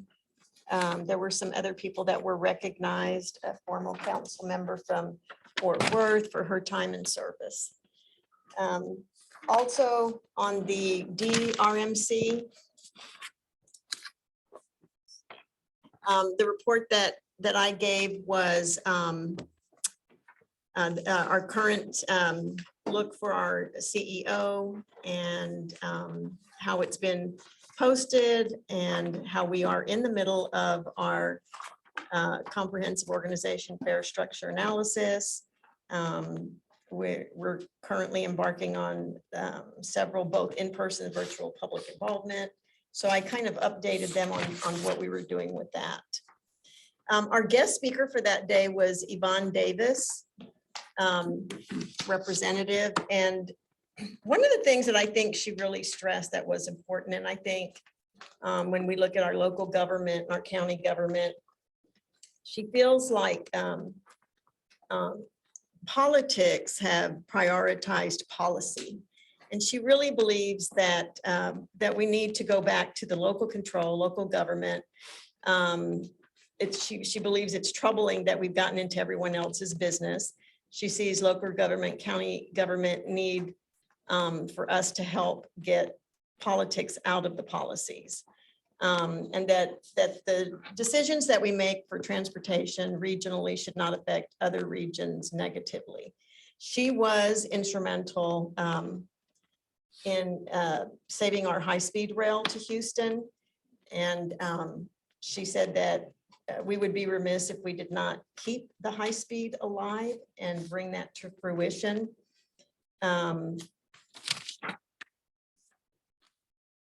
We also discussed driver behavior, which is seeing an increase in traffic fatalities. In fact, I think we are in the second highest by Texas since I think the 1980s of fatalities, and one of the, since 1981, the fatality rates.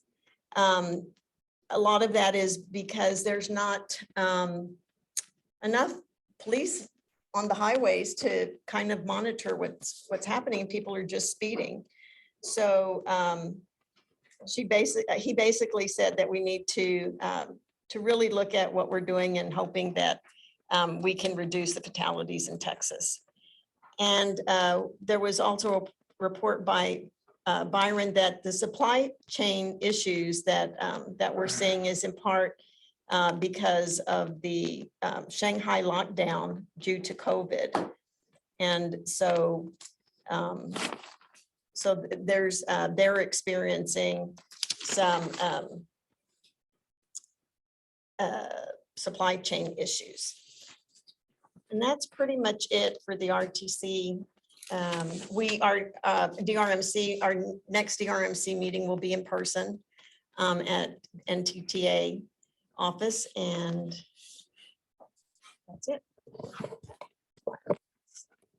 Yesterday, we had a Transit Coalition of North Texas meeting. One of the things that was interesting is in that meeting, the transit agencies will discuss our legislative agenda, developing our legislative agenda for the fall. And, we decided that it'd be great for us to share each other's positions. And we're starting the process of talking amongst the three agencies about if there's a couple of legislative items that we all have in common, we could all we may all try to go and lobby for the same thing to Austin as one voice. So we're trying to kind of start a new era of partnership among transit agencies in North Texas. There was also a discussion of the coalition wanting to have a regional tour, and they're going to be working with all the three transit agencies doing a regional tour of some of the elected officials from our region, state elected officials. That's all. Those are the updates I was going to share. Okay. Thank you. Okay, that concludes item 5. We'll move on now to information reports. We have the monthly finance report, monthly ridership report, fiscal year 2023 health benefits contract. And we have a bid for automobiles and tires and a contract with Industrial Power Truck and Equipment under the Interlocal Purchasing Systems Cooperative Purchase Agreement. So those are in your place. There's no questions on that. We'll move on to future agenda items and board member requests. This is to have future items for the staff to add to one of our next meetings.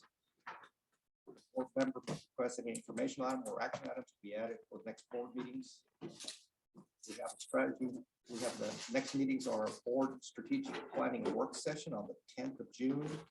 We got a budget workshop on the 16th of June, and then our next regular meeting will be June 23rd. So we got a very busy June. Chair, I did have a couple. Yes. Do we have, I'd like to get an update on the bus operations contract with Trinity. And then the other piece was the NTMC RFP that needed to go out, I think in May. Where are we on that? How did that all work? So we have the strategic workshop agenda for all things bus operations, plan to hit both of those in that discussion. Any other items?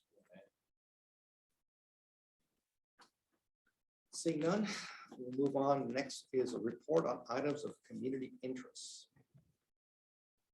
Do we have any items of community interest that we want to add? Paul? On that? I would like to appreciate staff and their support on Saturday for the mayor's bike ride. Mayor Heidelman from Corinth, Mayor Gerard Hudspeth from Denton. I don't know where I'm going today. But Mayor Gerard joined us as well. We had about 22, 25 riders. Rode all the way up, checked out a pop-up park that they were doing in Denton, and then had tacos at Rusty Taco, and then rode the train back. It was a glorious morning, great weather. DCTA staff was there to support, which was wonderful. And our three cities, I think, did a great job getting the word out for this first one. I think we'll see more of these. Maybe a way to recognize Mr. Hart on it at some point in the future. There's maybe some ideas or conversation around that. And I just wanted to reiterate what staff had said about the National Trails Day, Saturday, June 4th. I think that's important. We have a group of bikers in our city, and they're very excited about participating in that. And so just would encourage those of us that can show up with staff to do so. Reports on items of community interest. Seeing none, the next item is to convene an executive session. I understand we do have two items, so I'll go ahead and make this for the record. The board meeting, a regular board meeting into closed executive sessions for the following. The board of directors will convene into closed executive session pursuant to section 551.072 of the Texas Government Code, real estate deliberations regarding real property to deliberate the purchase, exchange, lease, and value of real property generally located adjacent to the Hebron station.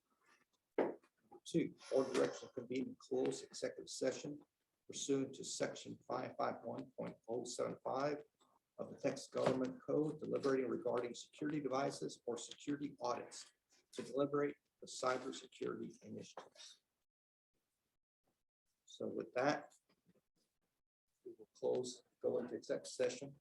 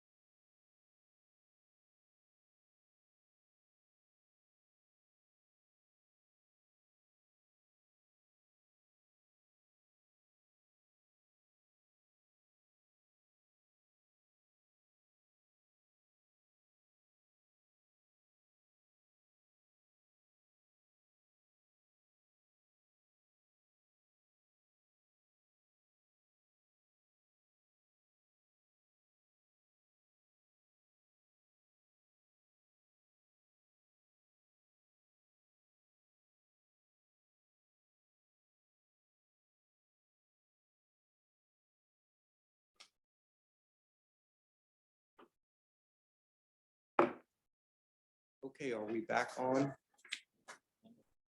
There we are.